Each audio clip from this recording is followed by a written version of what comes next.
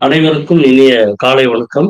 குருவருள் குருகுல கல்வி குருவருள் ஆன்மீக மையம் சார்பாக வகுப்பில் கலந்து கொள்ள வந்திருக்கும் அனைத்து மாணாக்கர்களுக்கும், மேலும் மாணாக்கர்களுக்கு வகுப்புகளை கொடுக்க வந்திருக்கும் Sri Vidya Kala Kendram matric higher secondary school principal, கல்லூரி முதல்வர் திரு சா எழில்ராஜா ஐயா அவர்களுக்கும் நமது குருவருள் ஆன்மீக மையம் சார்பாக நன்றிகளையும் வாழ்த்துக்களையும் தொடர்ந்து தெரிவித்துக் கொள்கின்றோம். குருவருள் ஆன்மீக மையத்தினுடைய குருகுல கல்வி அமைப்பின் சார்பாக இனி வரக்கூடிய ஒவ்வொரு ஞாயிற்றுக்கிழமையும் காலை 10 மணி முதல் 12 மணி வரை தொடர்ந்து வகுப்புகள் நடைபெறும். குருவருள் ஆன்மீக மையத்தினுடைய குருவருள் குருகுல கல்வி அமைப்பின் சார்பாக நமது பயிற்சி ஆசிரியர் திரு சா எழில்ராஜா எம்எஸ்சி எம்ஏ யோகா, அதாவது Sri Vidya Kala Kendram matric higher secondary school, கல்லூரி முதல்வர், திருவந்திபுரம், கடலூர் மாவட்டம். சார் தொடர்ந்து ஒரு பள்ளியை நிர்வகிச்சு வர்றாங்க. நிறைய அறிவாற்றல், அதாவது ஆன்மீக அறிவோடு கூடிய பள்ளி நடத்தக்கூடிய ஒரு நல்ல தன்மையை பெற்றவர், ரொம்ப திறமையான ஒரு கல்லூரி முதல்வர், மேல்நிலை பள்ளி முதல்வர். சரியாக பயன்படுத்தி உங்களுடைய குழந்தைகளுடைய அந்த முன்னேற்றத்திற்கு பல வகையில் நீங்க மெருகேற்றிக் கொள்ளலாம். நன்றிகள். குருவருள் ஆன்மீக மையம் சார்பாக ஆசிரியர் திரு சா எழில்ராஜா அவர்களை பேச அழைக்கிறோம். நன்றி ஐயா. வணக்கம். இந்த குருகுல கல்வி முறையில் கல்வியை மேம்படுத்துவதற்காகவும் கல்வித்திறனை வளர்ச்சி பெறுவதற்காகவும் இணைந்த அனைத்து மாணவ செல்வங்களுக்கும் மாணவிகளுக்கும் என் முதற்கண் வணக்கத்தை தெரிவித்துக் கொள்கிறேன். இந்த குருவருள் ஆன்மீக மையம் குருகுல கல்வி முறையை ஏற்படுத்தி இது மாணவர்கள் இடையே ஒரு நற்செய்திகளை நற்பண்புகளை கொண்டு செல்வதற்காக முனைப்போடு செயல்படுகின்ற குருகுல கல்வி முறை பொறுப்பாளர்களுக்கும் அனைவருக்கும் என்னுடைய வாழ்த்துக்களையும் நன்றிகளையும் தெரிவித்துக் கொள்கின்றேன் ஐயா. இப்போ அறிமுக வகுப்பில் கேட்டது வரையும் 4 மாணவர்கள் சொல்லியிருக்காங்க. அதாவது குருவருள் கல்வி முறை பற்றி தெரிந்து கொள்வதற்காகவும் என்னுடைய குழந்தை அடிக்டா இருக்காங்க, மொபைல்லையும் டிவியிலையும் அடிக்டா இருக்காங்க, அதுல இருந்து மீண்டு வருவதற்காகவும் குருகுல கல்வி முறை பற்றி தெரிந்து கொள்வதற்காக நான் இந்த வகுப்பில் இணைந்துள்ளேன் அப்படின்னு சொல்லியிருக்காங்க ஐயா. அவங்களுக்கு ஃபர்ஸ்ட் ஒரு சின்ன டெபினிஷன் கொடுத்துடலாம், சின்னதான ஒரு விளக்கம். குருகுல கல்வி முறை என்பது எந்த இடத்தில் கல்வியானது திறம்பட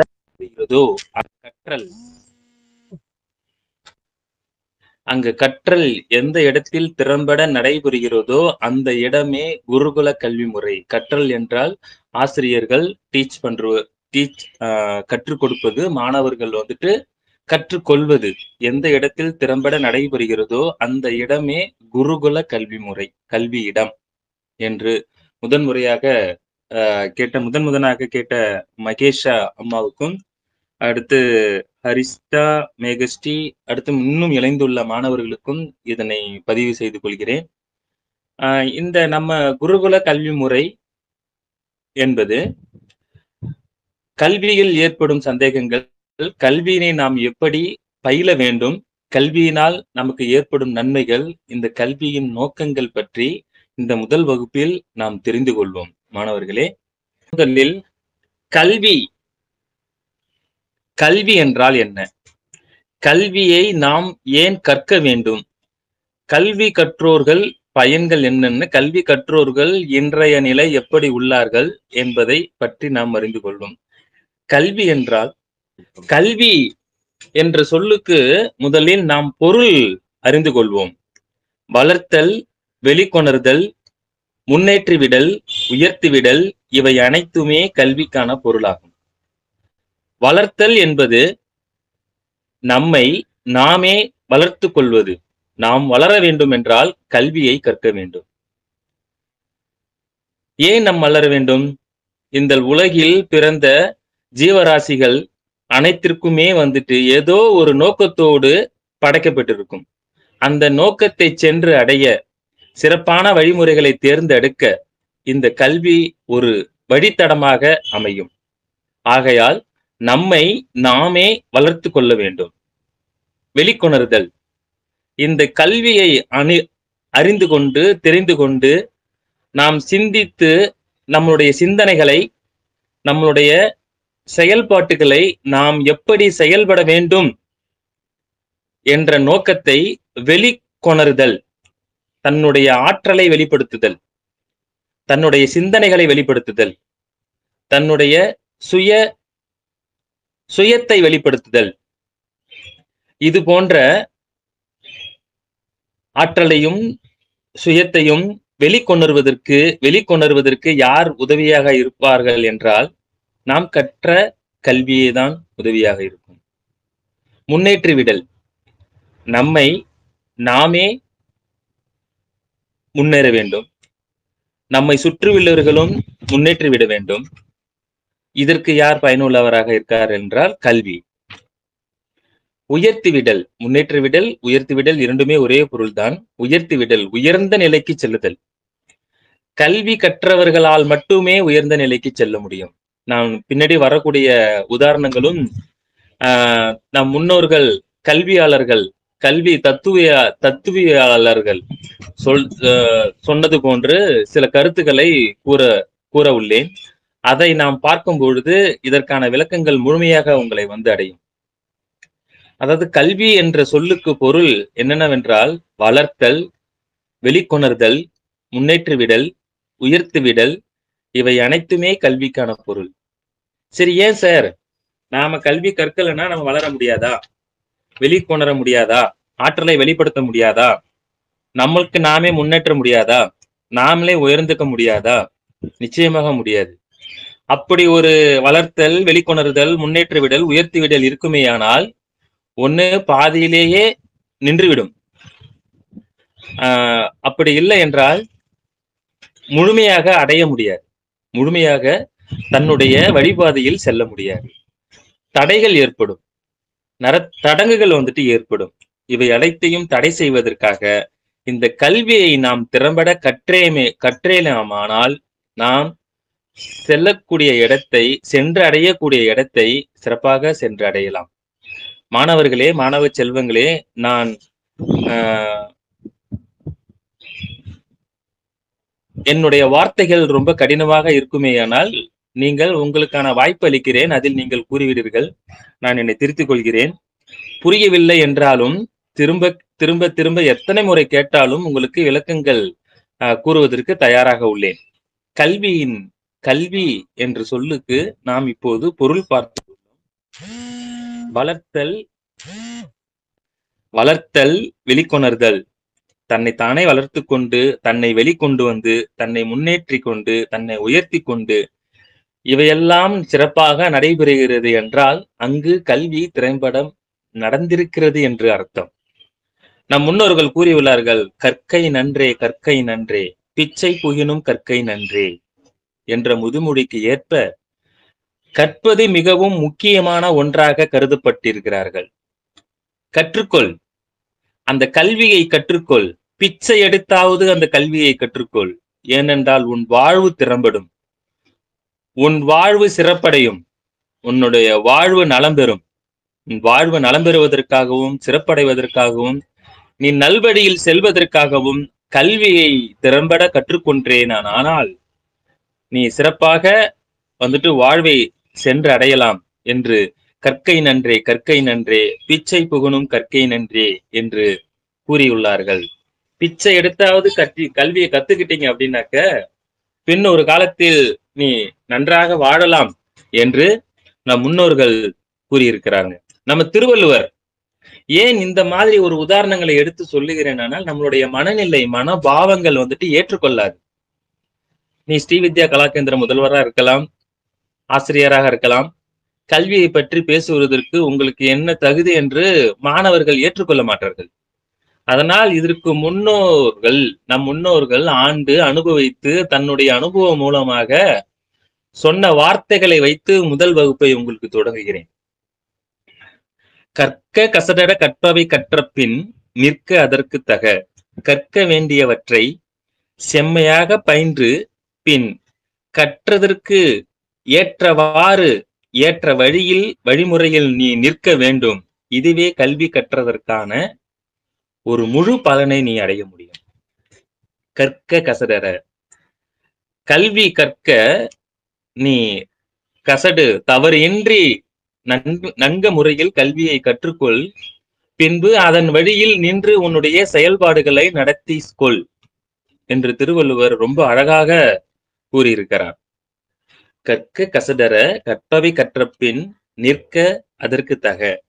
சரிங்கய்யா, இது போல கல்வி கற்பதன் என்ன காரணம்? ஏன் கல்வியை கற்க வேண்டும்? கல்வி ஒரு மனிதனை முழுமையடைய உதவும்.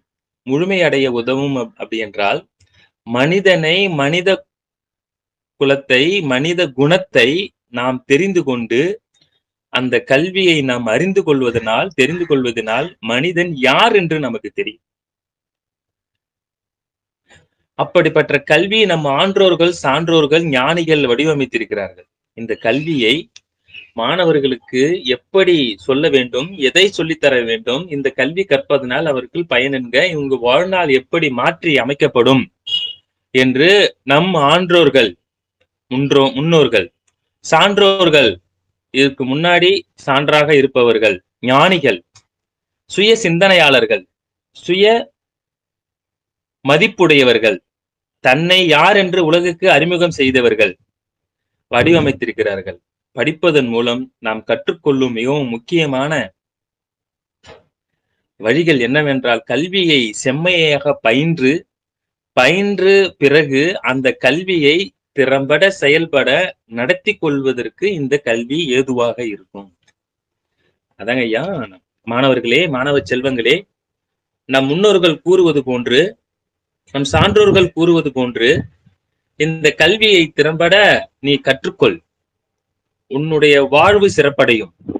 நீ எப்படி வாழ வேண்டும் என்று ஒரு வழித்தடம் உனக்கு அமையும்.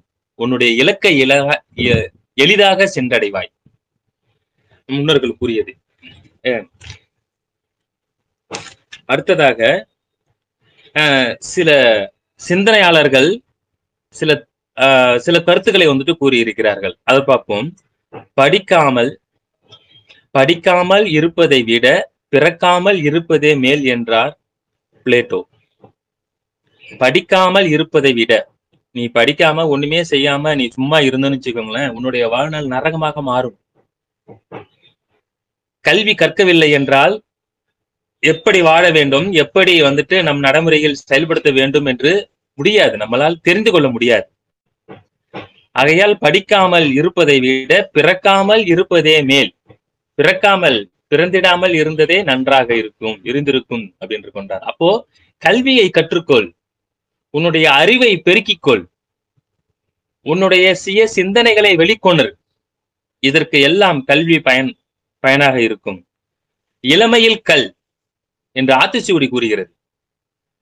இளமை பருவத்தில் கல்வி அவசியம். ஒரு பழமொழி நாம் கேள்விப்பட்டிருப்போம் மாணவ செல்வங்களே, 5 விளையாதது 50 விளையாதது.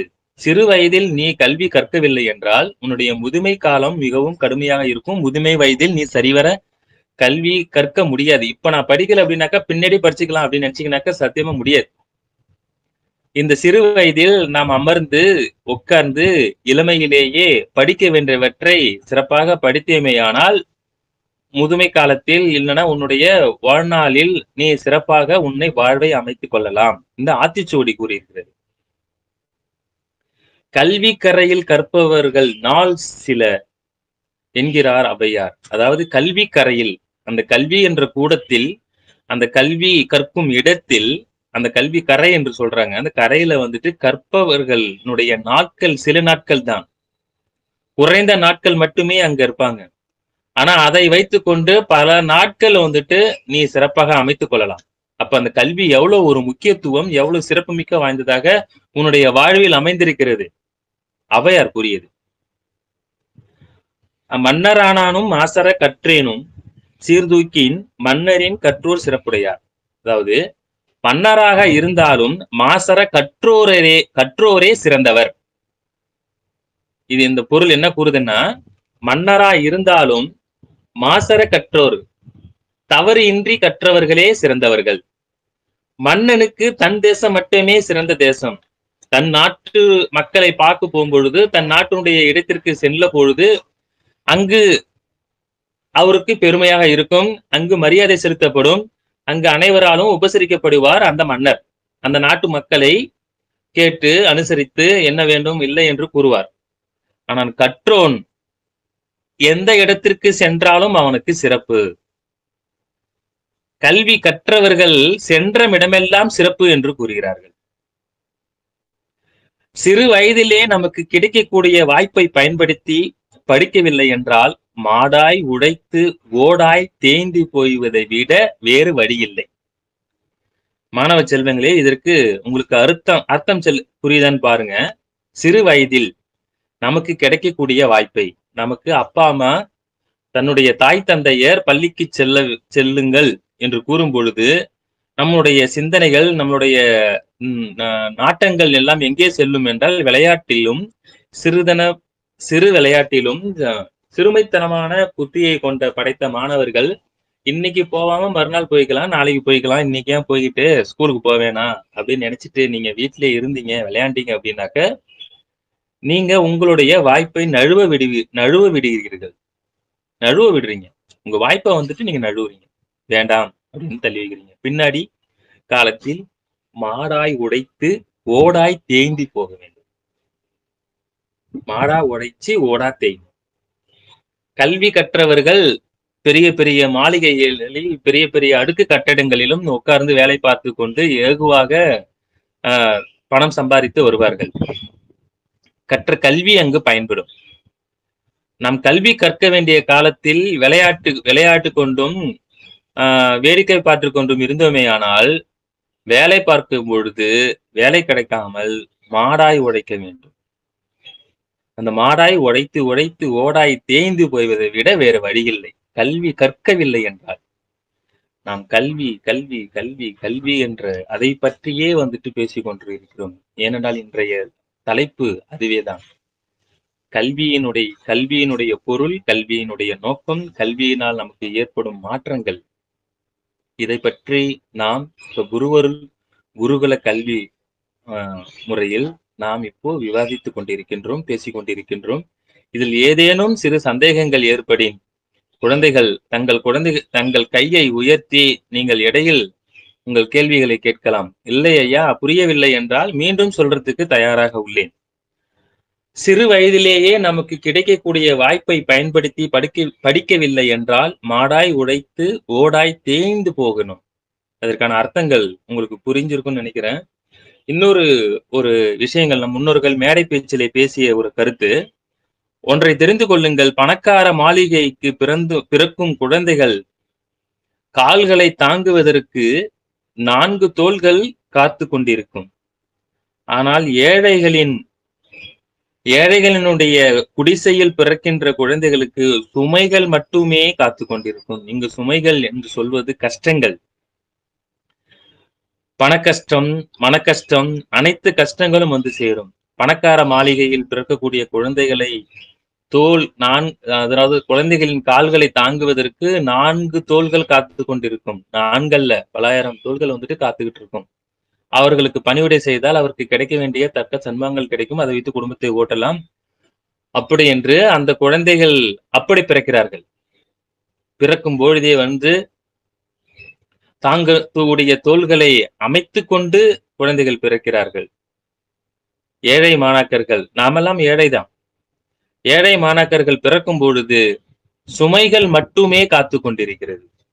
சுமைகள் என்றால் கஷ்டங்கள், பணக்கஷ்டம், வாழ்வதற்கு கஷ்டம், மனக்கஷ்டம், வேலையின்மை, இது அனைத்துமே நம்மளை சுற்றி உறவினர்களாக நம்மை சுற்றி அமர்ந்திருக்கும். அந்த பண கஷ்டத்தை, மனக்கஷ்டத்தை, வேலையின்மையை போக்க வேண்டும் என்றால் நீ திறம்பட கல்வி கற்று அந்த கஷ்டங்களை உடைத்து எரிய வேண்டும். அதற்காகத்தான் இப்பொழுது கல்வி, அந்த குருகுல கல்வி முறை அமைப்பதற்கான நோக்கமே இதுவேதான். மாணாக்கர்கள் கல்வியை பற்றி புரிதல் இல்லை. மாணாக்கர்களுக்கு ஏன் கல்வி கற்க வேண்டும் என்னும் அந்த கேள்வியானது மனதிலே தோன்று கொண்டே இருக்கிறது. ஏன் கற்க வேண்டும், எதற்காக கற்க வேண்டும்? கல்வியை கற்கலனா இந்த உலகில் வாழ முடியாதா? தன்னுடைய அறிவாலையும் தன்னுடைய சிந்தனையாலையும் வாழ்ந்திருக்கிறார்கள் பல முன்னோர்கள்.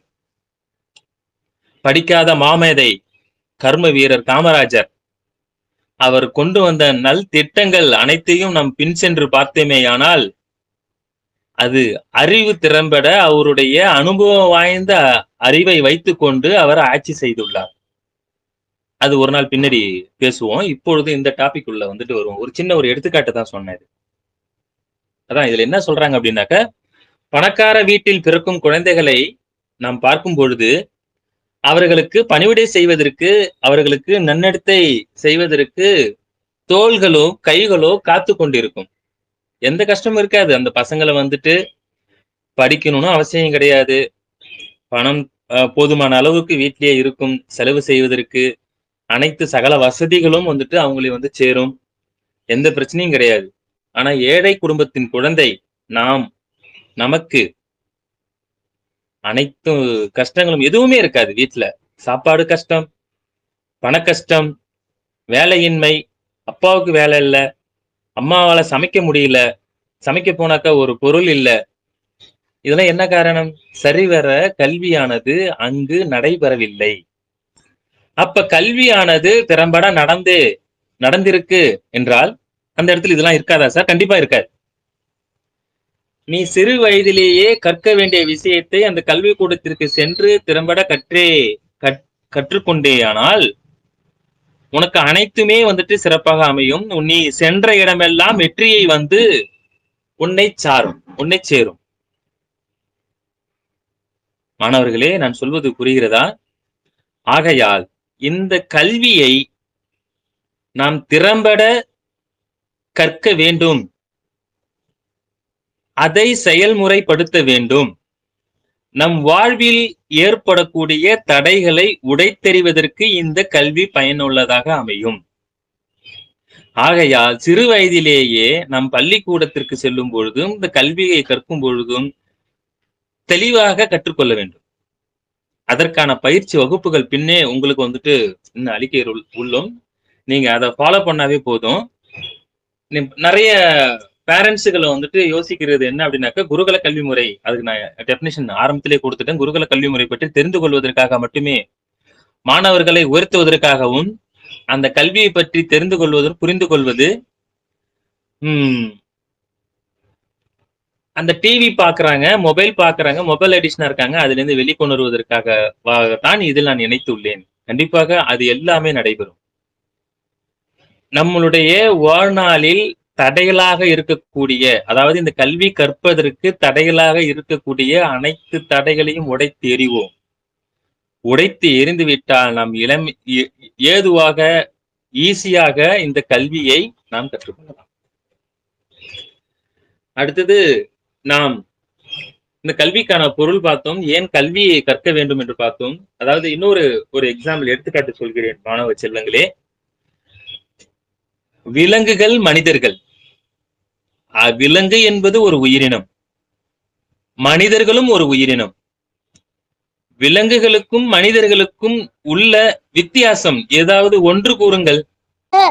மனிதர்களுக்கு 6 அறிவு இருக்கு, ஆனா விலங்குக்கு 5 அறிவு இருக்கு சார். அனுஷியா என்ன சொல்லியிருக்காங்க அப்படின்னாக்கா, மனிதர்களுக்கு 6 அறிவு, விலங்குகளுக்கு 5 அறிவு. Okay, very good. விலங்குகளுக்கும் மனிதர்களுக்கும் உள்ள வித்தியாசங்கள் ஒரே ஒரு குழந்தை சொன்னாங்க. 5 அறிவு 6 அறிவு. 5 அறிவு கொண்டது விலங்குகள், 6 அறிவு கொண்டது மனிதர்கள். அந்த 6ஆம் அறிவானது பகுத்தறிவு, பகுத்தாய்தல், பகுத்து தெரிந்து கொள்ளுதல், நல்லது எது கெட்டது என்று தெரிந்து கொண்டு நடந்து கொள்வதே மனிதர்களுடைய குணம். அதனால்தான் கடவுள் மனிதர்களுக்கு அந்த 6ஆம் அறிவை வந்துட்டு பகுத்தாய்வாக வைத்துள்ளார். விலங்குகள் எங்கேயோ பிறந்தோம், நம்மளுடைய நோக்கம் என்ன, நம்மளுடைய இலக்கு என்ன, அன்றைய காலகட்டத்தில் அன்றைய சூழ்நிலையில் அந்த இடத்திற்கு சாப்பிட ஏதாவது உணவு கிடைக்கிறதா அதை தேடிக்கொண்டு ஓடுவதே அதனுடைய நோக்கமாக இருக்கும். மனிதர்கள் நாம் நம்மளுடைய வாழ்வை எப்படி அமைக்க வேண்டும், எப்படி அமைத்துக் கொள்ள வேண்டும், நம் வாழ்நாள் எப்படி சிறக்க வேண்டும், நாம் மற்றவர்கள் விட நாம் எப்படி மேம்படுத்த வேண்டும், திறம்பட செயல்பட வேண்டும் என்று தெரிந்து கொள்வதற்காக, புரிந்து கொள்வதற்காக, அதை பகுத்தறிந்து தெரிந்து கொள்வதற்காக 6ஆம் அறிவாக கடவுள் வைத்துள்ளான். அதான் மனிதர்களுக்கும் விலங்குகளுக்கும் உள்ள வித்தியாசங்களில் ஒன்று 6 அறிவு, 5 அறிவு. மனிதன் யார் என்று தெரிந்து கொள்வதற்காக உணர்த்துவது இந்த கல்வி. நாம் யார், நம்மளுடைய செயல்பாடுகள் என்ன, நாம் எதற்காக இந்த உலகத்திற்கு வந்துள்ளோம், நாம் எந்த இலக்கை நோக்கி செல்ல வேண்டும், நாம் கற்கக்கூடிய கல்வியானது நமக்கை உணர்த்தும். அதை உணர்த்துவதற்கு தாங்கள் என்ன செய்ய வேண்டும் என்றால் இந்த கல்வியை திறம்பட கற்க வேண்டும், தாய் தந்தரை கூறுவதை கேட்க வேண்டும். இளமையில் கல் அத்திச்சுவடி கூறுதுன்னு சொன்னேன். ஔவையார் சொல்லியிருக்காங்க, கல்வி கூடங்களில் கற்கும் நாட்கள் சில. நம்மளுடைய கல்வி கூடத்துல கற்கக்கூடிய செயல்பாடுகள் சில நாட்களே மட்டுமே அங்க உள்ளன. ஆனால் அதை வைத்துக் கொண்டு பல நாட்கள் நம் வாழ்க்கை சிறப்பாக இருக்கும். முன்னோர்கள் கூறியதை கேட்க வேண்டும், தாய் தந்தையரை கூறுவதை கேட்க வேண்டும். இந்த கல்வியை நாம் அடைய வேண்டும். இந்த கல்வியை நாம் திறம்பட கற்றேமே ஆனால் நம்மளுடைய வாழ்வு சிறக்கும் என்று கூறி, நாம் மனிதன் யார் என்று புரிந்து கொள்வதற்காகவும், மற்றவர்களிடமிருந்து நம்மை வேறுபடுத்தி காட்டுவதற்காகவும், நம்மளுடைய சிந்தனைகளை, நம்மளுடைய செயல்பாடுகளை திட்டமிட்டபடி செயல்படுத்துவதற்கும் வெளிக்கொணர்வதற்கும் முக்கியமான ஒரு ஆயுதமாக இருப்பது இந்த கல்வி. இதை மனிதனால் மட்டுமே முடியும். இந்த கல்விக்கான பொருள் அதுக்கு அடுத்தது இன்னொன்னு பார்ப்போம். சில கல்வியாளர்கள், ஜே ஹரிஷ் என்பவர் என்ன சொல்லியிருக்காரு அப்படின்னா, கல்வி தாட்டாளர், the whole purpose of education is to turn mirror into window. நான் இன்னொரு முறை வாசிக்கிறேன், நல்லா கவனிங்க மாணவ செல்வங்களே. The whole purpose of education is to turn mirrors into window.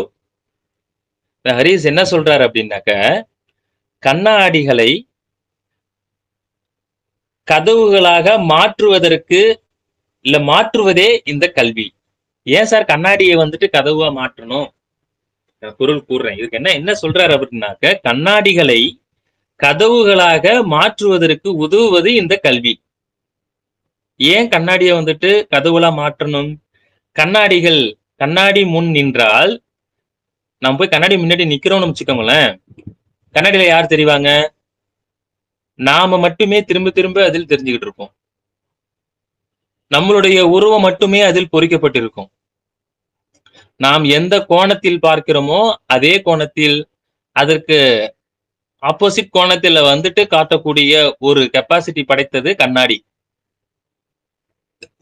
அதுபோல கண்ணாடியை நாம் திரும்ப திரும்ப பார்க்கிற அளவிற்கு மட்டுமே காட்டக்கூடிய கண்ணாடிகளாக மட்டும் இல்லாமல் அதை கதவுகளாக மாற்ற வேண்டும் என்று ஜே ஹரிஸ் கூறுகிறார். கதவுகள் ஏன் சார் மாற்றணும்? அந்த கண்ணாடியை பார்க்கறத நிறுத்திட்டு பக்கத்துல இருக்கக்கூடிய ஜன்னல் கதவுகளை திறந்தேமேயானால் உலகை பார்க்கலாம். இந்த உலகம் உன்னை பார்க்கும். கண்ணாடியை பார்க்கறத நிறுத்திட்டு அந்த ஜன்னல் கதவுகளை திறக்கும் பொழுது இந்த உலகிற்கு நீ தெரிவாய், இந்த உலகினை நீ பார்க்கலாம். ஏன் பார்க்க வேணும்? இந்த உலகில் இருக்கக்கூடிய திறமைகளை நீ அறிந்து கொள்ளலாம். உனக்கு இருக்கக்கூடிய, உன்னிடம் புதைந்து கிடைக்கக்கூடிய திறமைகளை வெளிக்கொணர்வதற்கு, வெளிக்காட்டுவதற்கு, உன் ஆற்றலை வெளிப்படுத்துவதற்கு இந்த கதவு ஜன்னல் உனக்கு உதவியாக இருக்கும். அதுபோல உன்னுடைய திறமைகளை, உன்னுடைய ஆற்றல்களை சுயநலத்துடன் இல்ல பொது நலத்துடன் வெளிக்காட்டுவதற்கு எது உதவியாக இருக்கிறது என்றால் கல்வி. அப்ப நீ சிந்தித்து நீ செயல்படக்கூடிய, உன்னுடைய திறமைகளை வெளிப்படுத்தக்கூடிய, உன்னுடைய ஆற்றல்களை வெளிப்படுத்தக்கூடிய ஒரு ஆயுதம், ஒரு திறவுகோலாக எது அமைகிறது என்றால் இந்த கல்வி அமைகிறது. அப்பொழுது இந்த கல்வியை இந்த அளவுக்கு நம்மளுடைய வாழ்நாளில் உபயோகம் செய்கிற, நமக்கு பயனுள்ளதாக இருக்கக்கூடிய கல்வியை நாம் சிறு வயதிலேயே திறம்பட கற்றுக்கொள்ள வேண்டும். திரும்ப திரும்ப நாம் கூறுவது இதுதான், கல்வியை கற்றுக்கொள்ள வேண்டும், திறம்பட கற்க வேண்டும். அது உன் வாழ்நாளை மாற்றி அமைக்கும். பின்னாடி பேசுவோம் அதை பற்றி. இப்போ இந்த ஹரிஸ் என்பவர் கண்ணாடிகளை கதவுகளாக மாற்றம் செய்வதற்கு இந்த கல்வி உதவியாக இருக்கு என்று ரொம்ப அழகாக சொல்லியிருக்கிறார். ஹரிஸ் என்ற உலக சிந்தனையாளர், கல்வியாளர் சொன்னதை பத்தி இப்ப பார்த்தோம். அடுத்தது ஜான் ஆடம்ஸ் வந்துட்டு என்ன சொல்லியிருக்காரு அப்படின்னாக்க, there was two educations. One should teach us how to make a living and the other how to live. அதாவது என்ன சொல்றாரு அப்படின்னா, வாழ்வை எப்படி அமைத்துக் கொள்வது என்பது மட்டுமல்ல, எப்படி வாழ வேண்டும் என்று கற்றுக் கொடுப்பதும் தான் இந்த கல்வி. இன்னொரு முறை வாசிக்கிறோமா, கவனிச்சிங்க மாணவிகளே. There was two education. One should teach us how to make a living and the other how to live. வாழ்வை எப்படி அமைத்துக் கொள்வது என்பது மட்டுமல்ல, நம்மளுடைய வாழ்வை நாம் எப்படி அமைத்துக் கொள்வது, அது மட்டும் இந்த கல்வி நமக்கு சொல்லித் தரல. நாம் இப்படிதான் வாழணும், இப்படிதான் இருக்கணும், நம்ம வாழ்வை அமைச்சுக்கிறோம் பார்த்தீங்களா, எனக்கு இதுதான் பிடிக்கும், நான் இதை மட்டும் தான் செய்வேன். ரொம்ப பிடிவாத குணத்தோடு இருப்பாங்க. எனக்கு இப்போ இந்த நேரத்தில் எனக்கு இந்த பேனா வேணும், எனக்கு இந்த நோட்டு வேணும் அப்படின்னு ரொம்ப பிடிவாதமா கேட்பாங்க தாய் தந்தை கிட்ட. குழந்தைகள் ரொம்ப செல்லமாகவும் ரொம்ப ஆர்டராகவும் கேட்பாங்க அழகா. அதாவது வாழ்வை எப்படி அமைத்துக் கொள்வது என்பது மட்டுமல்ல, நம்மளுடைய வாழ்வை எப்படி அமைத்துக் கொள்ள வேண்டும் அதை மட்டும் நம்ம இந்த கல்வி சொல்லல, எப்படி வாழ வேண்டும். ஐயா, வாழ்றதுக்கு மாணவர்களே 2 வழிமுறைகள் இருக்கு. எப்படி வேண்டுமானாலும் வாழலாம், எப்படி வேண்டுமானாலும் வாழலாம். இப்படித்தான் வாழ வேண்டும் என்ற வழிமுறைகளும் இருக்கு. எப்படி வேண்டுமானாலும் வாழறது வந்துட்டு முழுமையான வாழ்க்கைக்கு போய் சேருமானா முடியாது, நடக்காது. இப்படித்தான் வாழ வேண்டும் என்ற ஒரு வழிமுறைகளை, நெறிமுறைகளை நாம் அமைத்துக் கொண்டேமேயானால் நம்மளுடைய வாழ்வும் நம்மளுடைய இலக்கை எளிதாக போய் சென்றடையும். அததான் ஒரு ஆடம்ஸ் வந்துட்டு, ஜான் ஆடம்ஸ் சொல்லியிருக்காரு, வாழ்வை எப்படி அமைத்துக் கொள்வது என்பது மட்டுமல்ல, எப்படி வாழ வேண்டும் என்று கற்றுக் கொடுப்பது இந்த கல்வி. பணம் சம்பாதிக்கிறது மட்டுமே குறிக்கோளா இல்ல இருக்கிறாங்க அப்படின்னாக்க, அவங்க கல்வி கூடத்துல போய் கல்வி கற்றுக்கொண்டு வேலைக்கு செல்லும் பொழுது லஞ்சம் வாங்குவாங்க. பணத்தை குறியாக கொண்டுள்ளவர்கள். ஒரு சிறந்த கல்வியாளர்கள் பணத்தை கையிடலாக யாரிடமும் பெறமாட்டார்கள். அவர்களுடைய நோக்கம் என்னவாக இருக்கும் என்னால் பணம் மட்டுமே நோக்கம். அப்ப அவர்கள் கற்ற கல்வி வந்துட்டு வீணாகி போய்விடுகிறது. லஞ்சம் வாங்குவது குற்றம். லஞ்சம் வாங்கினால் அங்க நாம் பயின்ற கல்வி வீணாகி விடுகிறது. அந்த கல்வியினுடைய நோக்கம் இல்லை, சென்றடைய முடியவில்லை. பணத்தை மட்டும் மையமாக கொண்டு, பணத்தை மட்டும் குறியாக கொண்டு உள்ளவர்கள் பணத்தை சம்பாதிப்பதற்கான வழிமுறைகளை தேடுவார்கள், குறுக்கு வழி தேடுவார்கள். அங்கு நாம் பயின்ற கல்வி பயனற்றதாக போய்விடும். ஆனா இந்த சமூகத்தில் நான் எப்படி வாழ வேண்டும், இந்த சமூகத்தில் தன்னை உயர்த்தி கொள்வதற்காக, தான் யார் என்று இந்த உலகிற்கு புரிய வைப்பதற்காக இந்த கல்வி பயன்படும். ஜான் ஆடம்ஸ் சொல்லியிருக்காரு, பணம் சம்பாதிப்பது நம்ம நோக்கம் அல்ல. இந்த சமூகத்தை உயர்த்துவதற்காகவும், சமூகத்தில் நம்மை உயர்த்துவதற்காகவும், தான் உயர்வதற்காகவும் இந்த கல்வி பயன்படும். விலங்கில் இருந்து பரிணாம வளர்ச்சி பெற்ற இந்த மனித உடலானது விலங்கில் இருந்துதான் பரிணாம வளர்ச்சி பெற்றது. குரங்கிலிருந்து மனிதன் பிறந்தான். மாணவர்களே புரியுதா? குரங்கில் இருந்து மனிதர்கள் வந்தார்கள். ஆனா விலங்குகளுக்கு உள்ள குணாதிசயங்கள் வேற, மனிதர்களுக்குள்ள குணாதிசயங்கள் வந்துட்டு வேற. இந்த மனநலம் எப்படி மனிதனை உயர்த்துகிறதோ, நல்ல நடத்தைகளை, நல்ல உணர்வுகளை விலங்குகளிலிருந்து வேறுபட்டு ஒரு நல்ல எண்ணத்தை உயர்த்துவதற்கு யார் உதவியாக இருக்காங்க அப்படின்னா கல்விதான் உதவியாக இருக்கு என்று ஆடம் ஜேம்ஸ் சொல்லியிருக்காங்க. வாழ்வை அமைத்துக் கொள்ளலாம், அமைத்துக் கொள்வதற்கு இந்த கல்வி வந்துட்டு உதவியாக இருக்கும். ஆனால் அப்படிப்பட்ட வாழ்வை எப்படி வாழ வேண்டும் என்று உணர்த்துவது இந்த கல்வி. ஆகையால் தான் இந்த கல்வியை கற்க வேண்டும், வாழ்வை திறம்பட அமைத்துக் கொள்ள வேண்டும் என்று கூறி இப்ப பேசிக் கொண்டுள்ளேன். நாம் அறிந்த அனைவருக்கும் தெரிந்த ஆல்பர்ட் ஐன்ஸ்டீன் ஒரு சிறந்த அறிவியலாளர், எஜுகேஷனிஸ்ட், கல்வி தாட்டாளர். அவர் என்ன சொல்லியிருக்காரு அப்படின்னாக்க, education is what remains after one has forgotten everything he learned in school.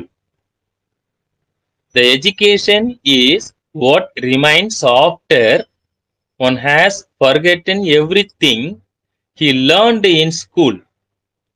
ஒருவன் தான் கற்ற அனைத்துமே மறந்த பின் அவனிடம் எது மீதம் இருக்கிறதோ அதுதான் கல்வி. கொஞ்சம் குழப்பமா இருக்கும், நல்லா கவனிங்க, புரிஞ்சுக்கிட்டீங்கன்னாக்கா ஈஸியா இருக்கும். ஒருவன் தான் கற்ற அனைத்தையுமே மறந்த பின், நமக்கு படிப்பதற்கு நிறைய வசதி இருக்குங்க ஐயா. BSc, MSc, MPhil, PhD, research படிப்பு வரையும் படிக்கலாம். நாம பிஎஸ்சி காலத்தில் படித்த பொழுது கேட்கப்பட்ட கேள்வியை ஒரு 10 ஆண்டு, ஒரு 5 ஆண்டு கழித்து அந்த மாணவனிடையே கேட்கும் பொழுது அந்த மாணவன் அதற்கு பதில் கூறுகிறான் என்றால் அவன் கற்ற கல்வி சிறந்த கல்வி. அததான் ஆல்பர்ட் ஐன்ஸ்டீன் கூறுகிறார். பள்ளி பருவத்தில் நாம் கற்ற கல்வியானது நம்மிடம் மறவாமல் எவை நிற்கிறதோ, எது மீதம் இல்லதோ அதுதான் சிறந்த கல்வி. அப்ப என்ன சொல்ல வர்றார் ஆல்பர்ட் ஐன்ஸ்டீன்? படிக்கும் பொழுதே நன்றாக படி, மனதில் நிறுத்திக்கொள். படிக்கும் பொழுதே நன்றாக படித்து மனதில் நிறுத்திக்கொள். அது உன் வாழ்நாளில் அதை பயன்படும் பொழுது நீ உனக்கு உதவியாக இருக்கிறது என்றால் நீ கல்வியை திறம்பட நன்றாக படித்திருக்கிறாய் என்று அர்த்தம். இந்த கல்வியானது எப்படி நமக்கு பயன்படுகிறது என்று பார்ப்போம். பாருங்கள், நாம் இதுக்கு ஒரு எக்ஸாம்பிள் ஒண்ணு சொல்றேன், பார்த்துக்கோங்க, கேட்டுக்கோங்க மாணவர்களே. நமக்கு 2 சக்கர வாகனம் சைக்கிள் ஓட்ட தெரியல, கற்றுக் கொடுக்கிறார் தம் தந்தையார். அவர் கற்றுக் கொடுப்பது எத்தனை நாள் எடுத்துக்கிறார் அப்படின்னாக்கா, ஒரு 2 நாள் இல்ல 3 நாளுக்குள்ள கத்து கொடுத்துடுறாரு. கத்து கொடுத்துட்டு சைக்கிள் ஓட்டுறோம், ஒரு மாசம் 2 மாசம் சைக்கிள் ஓட்டிக்கிட்டே இருக்கும். அதுக்கு அடுத்தது சைக்கிள் வந்துட்டு நம்ம வீட்டுல இல்ல, வீணாகி போயிடுச்சு, பக்கத்துல கடன் வாங்க முடியல, சைக்கிள் ஓட்டல. ஒரு 2 ஆண்டு 3 ஆண்டு அப்படியே விட்டாச்சு. நாம மீண்டும் சைக்கிள் எடுக்கிறோம் என்றால் மீண்டும் தந்தை நமக்கு கற்றுக் கொடுப்பாரா? தானாக ஓட்டுவோமா மாணவர்களே?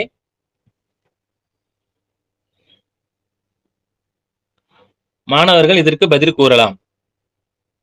நான் மீண்டும் ஒரு முறை சொல்கிறேன், சைக்கிள் ஓட்டுவதற்கான வயது பருவம் அடைந்து விட்டோம்.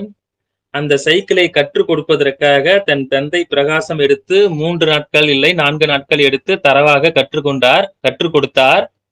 அதை வைத்துக்கொண்டு நாம் 2-3 மாதங்கள் நல்லா சைக்கிள் ஓட்டம், கடைக்கு போயிட்டு வர்றது, வெளியில போயிட்டு வர்றது, போயிட்டு வந்துகிட்டு இருக்கும் பொழுது நம்ம சைக்கிள் வீணாயிடுச்சு, ரிப்பேர் ஆயிடுச்சு, சைக்கிளை யூஸ் பண்ண முடியல. சைக்கிள் என்னாச்சு? ஓரங்கட்டி வச்சாச்சு. அடுத்தது ஒரு 3-4 ஆண்டுகள் கழித்து, அப்பாவுடைய காசு இல்லை, காசு வந்ததுக்கு அப்புறம் 4 ஆண்டுகள் கழித்து தந்தை ஒரு 2 சக்கர வாகனத்தை வாங்கி வருகிறார். நமக்கு மீண்டும் அந்த சைக்கிளை தந்தையார் கற்றுக் கொடுப்பாரா, இல்லை தானாக எடுத்து சைக்கிளை ஓட்டுவோமா? இதைதான் நான் கேட்கிறேன். மாணவர்களே, கூறுங்கள் பார்ப்போம். எங்க அப்பா நல்லா பழகி கொடுத்ததுனால நானே நல்லா ஓட்டுவேன் sir. Very good, very good, very good. அப்போ சூப்பர்மா, நன்றிங்கம்மா. அப்பா வந்துட்டு அந்த 3 நாட்கள் திறம்பட கற்றுக் கொடுத்ததினால் நீங்க 4 ஆண்டுகள் கழித்தும் அந்த சைக்கிளை மீண்டும் கற்றுக் கொடுக்காமல் நீங்களே எடுத்து ஓட்டுறீங்க. அந்த மாதிரி அந்த கல்வியானது நாம் படிக்கும் பொழுதே திறம்பட கற்றுக்கொண்டேனே, ஆனால் நம் வாழ்நாளில் மீண்டும் போய் படிக்காமல் திரும்பவும் அந்த படித்த கல்வியை எடுத்துக்கொண்டு நம் வாழ்க்கையை சிறப்பாக நடத்தலாம் என்றுதான் இந்த ஆல்பர்ட் ஐன்ஸ்டீன் வந்துட்டு சொல்றார். நாம் கற்றுக்கொள்ளும் பொழுது நம் நினைவில் நின்று பின்பு எடுத்து சொல்வதற்கு எந்த கல்வி மீதம் இருக்கிறதோ அதுதான் சிறந்த கல்வி அப்படின்னு சொல்றாரு. இதே மாதிரி வண்டியும் அதேதான். வண்டி அதே மாதிரிதான். வண்டியை வந்துட்டு மோட்டார் பைக் கத்துக்கிட்டோம் அப்படின்னாக்கா மீண்டும் மீண்டும் கத்து கொடுத்துட்டே இருக்க மாட்டாங்க. அந்த 4 ஆண்டுகள் 5 ஆண்டுகள் கழித்தும் அதை வைத்து கொண்டு நாம் எப்படி வண்டியோ பைசைக்கிளோ ஓட்டுகிறோமோ அதே போன்று இந்த கல்வியானது நாம் கற்றுக்கொண்டேமே, ஆனால் மீதம் இருக்கிற கல்வி உங்கள் நினைவில் நிற்பவை நீங்கள் கற்றுக்கொண்ட காலத்தில் இப்போது எந்த அளவுக்கு உங்கள் நினைவில் நிற்கிறதோ அதுதான் உங்களுக்கு சிறந்த கல்வி. இந்த ஆல்பர்ட் ஐன்ஸ்டீன் வந்துட்டு அழகா சொல்லியிருக்காரு. அதாவது லஞ்சம் வாங்கி பிறரை கஷ்டப்படுத்துவது நோக்கமல்ல. அந்த கல்வி கற்றவர்கள் அடுத்தவர்களை கஷ்டப்படுத்துவது நோக்கமல்ல. சிறந்த கல்வியா இருந்தது அப்படின்னாக்க அங்க அடுத்தவர்களை கஷ்டப்படுத்தக்கூடாது. சிறந்த கல்வி நாம் கற்றுக்கொண்டோமானால் உதவி செய்ய வேண்டும். அடுத்தவர்களுக்கு உதவி செய்யும் மனப்பான்மை, தன்னை சுற்றி இருப்பவர்களையும் மேல தூக்கி விடும் மனப்பான்மை, இந்த கல்வியானது உங்களை உள்ளே உட்கார வைத்து விடும். இந்த சமூகத்திற்கு சுற்றி உள்ளவர்களுக்கும் நீங்கள் என்ன செய்ய வேண்டும், உங்களுடைய கடமைகள் என்ன இருக்கு, நீங்க செய்ய வேண்டியது என்பதை அழகாக உணர்த்தக்கூடிய ஒரு செயலை யார் செய்கிறார் என்றால் இந்த கல்வியானது செய்கிறது. சரிங்க ஐயா, சரிங்க மாணவர்களே. அடுத்தது இன்னொரு ஜான்சன் வந்துட்டு ஒன்னு சொல்லியிருக்காரு 2 லைன்ல அழகா. Education is not a problem. Education is not a problem. Education is an opportunity. ரொம்ப அழகா சொல்லியிருக்காங்க. அதாவது என்ன சொல்றாங்க அப்படின்னாக்க, நாம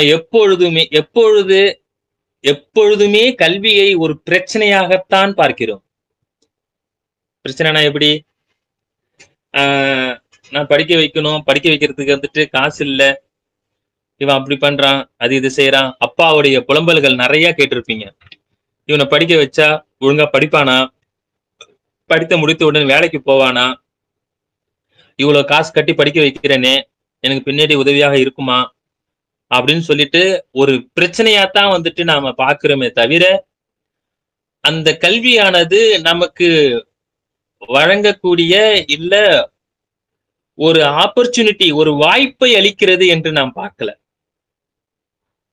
கல்வி என்பது ஒரு ப்ராப்ளம், அதாவது ஒரு பிரச்சனை கிடையாது.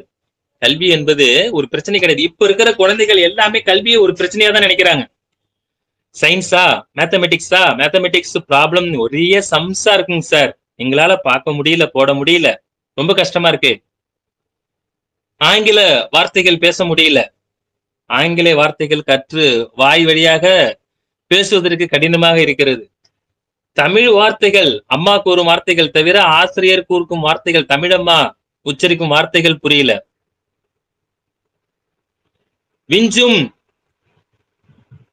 விஞ்சும் என்ற வார்த்தைக்கு அர்த்தம் புரியல. இப்படி கஷ்டங்கள் கொடுக்கக்கூடியது இந்த ப்ராப்ளமாவே இருக்கு மாணவர்களுக்கு.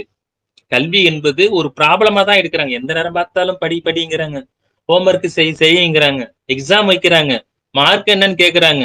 ஊர்ல உள்ளவங்க என்ன மார்க் எடுக்க போற, என்ன ரேங்க் எடுக்க போற, எத்தனாவது மார்க் வருவ, எல்லாம் டிஸ்ட்ரிக்ட்ல போறாங்க.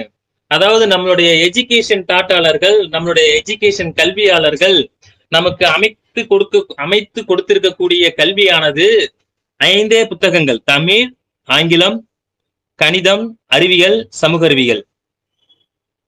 இந்த 10th 12th வரையும் இருக்கக்கூடிய மாணவர்களுக்கு சில சப்ஜெக்டுகள் வந்துட்டு மாறும். 10th வரையும் இருக்கக்கூடிய மாணவர்களுக்கு இந்த 5 சப்ஜெக்ட் டாப் டு பாட்டம் அதாவது ஃப்ரண்ட் அட்டை டு பேக் அட்டை. இதுல இருந்து கேட்கக்கூடிய கேள்விகளுக்கு மட்டும் நீ பதிலளித்தால் போதும் என்று வந்துட்டு ஒரு சிலபஸ் அவங்க கையில கொடுத்துட்டாங்க. அவங்க வடிவமைத்த அந்த எஜுகேஷன் சிலபஸ் வந்துட்டு மாணவர்களுக்கு எதை கொடுக்க வேண்டும், இதையெல்லாம் தெரிந்து கொள்ள வேண்டும், இதையெல்லாம் அவர்கள் புரிந்து கொள்ள வேண்டும் என்று அழகாக வடிவமைத்திருக்கிறார்கள். அதுல வந்துட்டு நான் நன்றி சொல்கிறேன். அதுல எந்த விதமான குறையும் இல்லை. அதிலே கொடுத்து விட்டு அதிலே மாணவர்களுக்கு வைக்கக்கூடிய தேர்வானது எப்படி இருக்கிறது என்றால், அந்த மாணவனுடைய மெமரி கெப்பாசிட்டி எந்த அளவுக்கு இருக்கிறது, அவனுடைய புரிதல், அறிதல், அவனுடைய ஆற்றல் வெளிப்படுத்துதல் விதம் அங்கு அறியப்படல.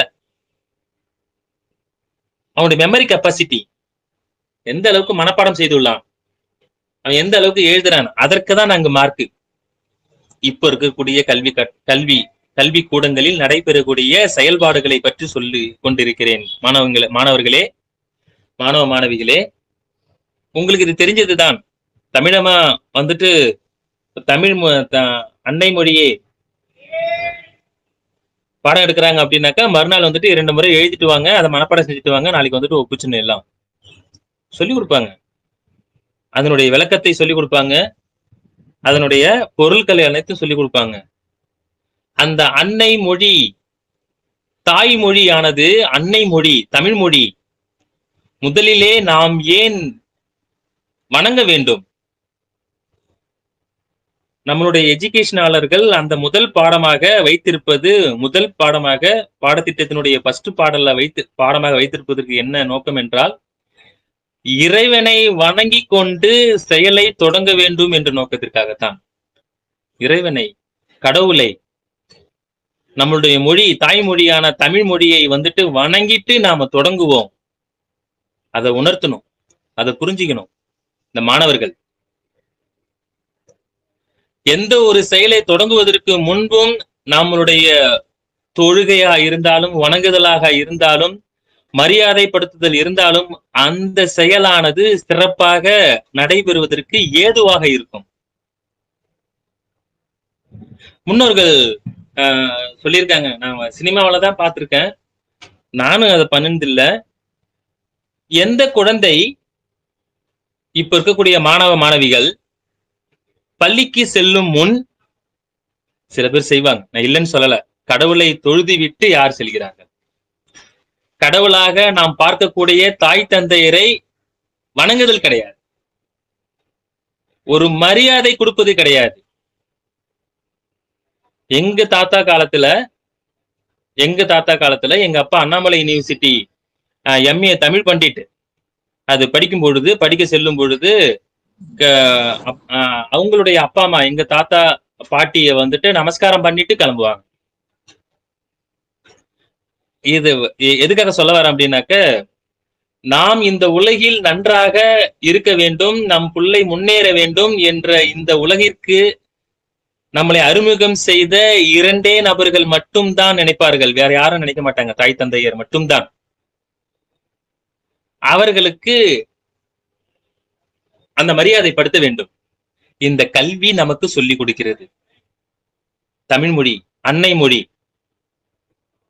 அந்த அன்னை மொழியை நாம் வணங்கி இந்த பாடத்தை நாம் தொடங்குவோமே, ஆனால் நமக்கு சிறப்பாக இந்த வகுப்பை நாம் முடிப்போம் என்று தொழுகுதல் வேண்டும். சாமி கும்பிடுறது, ஆன்மீக ரீதியாக வணங்குதல், பிரேயர், இது இருக்கணும். அத சொல்றாங்க. அத நாம வந்துட்டு உணர்ந்து கிடையாது. நான் படிச்சுட்டேன், மனப்பாடம் பண்ணிட்டேன், எனக்கு தெரியும், நான் எக்ஸாம்ல வச்சா எழுதிருவேன். அதுதான் நான் சொல்ல வரேன். நம்முடைய எக்ஸாம் பேட்டர்ன் மெமரி பேட்டர்ன், மனப்பாட பகுதி. நாம் எப்படி மனப்பாடம் செய்து கொள்வது, மார்க் எப்படி எடுப்பது, அதை அந்த தமிழம்மா ஆங்கில ஆசிரியர்கள் அதை மாணவர்களிடையே உணர்த்த வேண்டும். அது அங்க மிஸ் ஆகுது.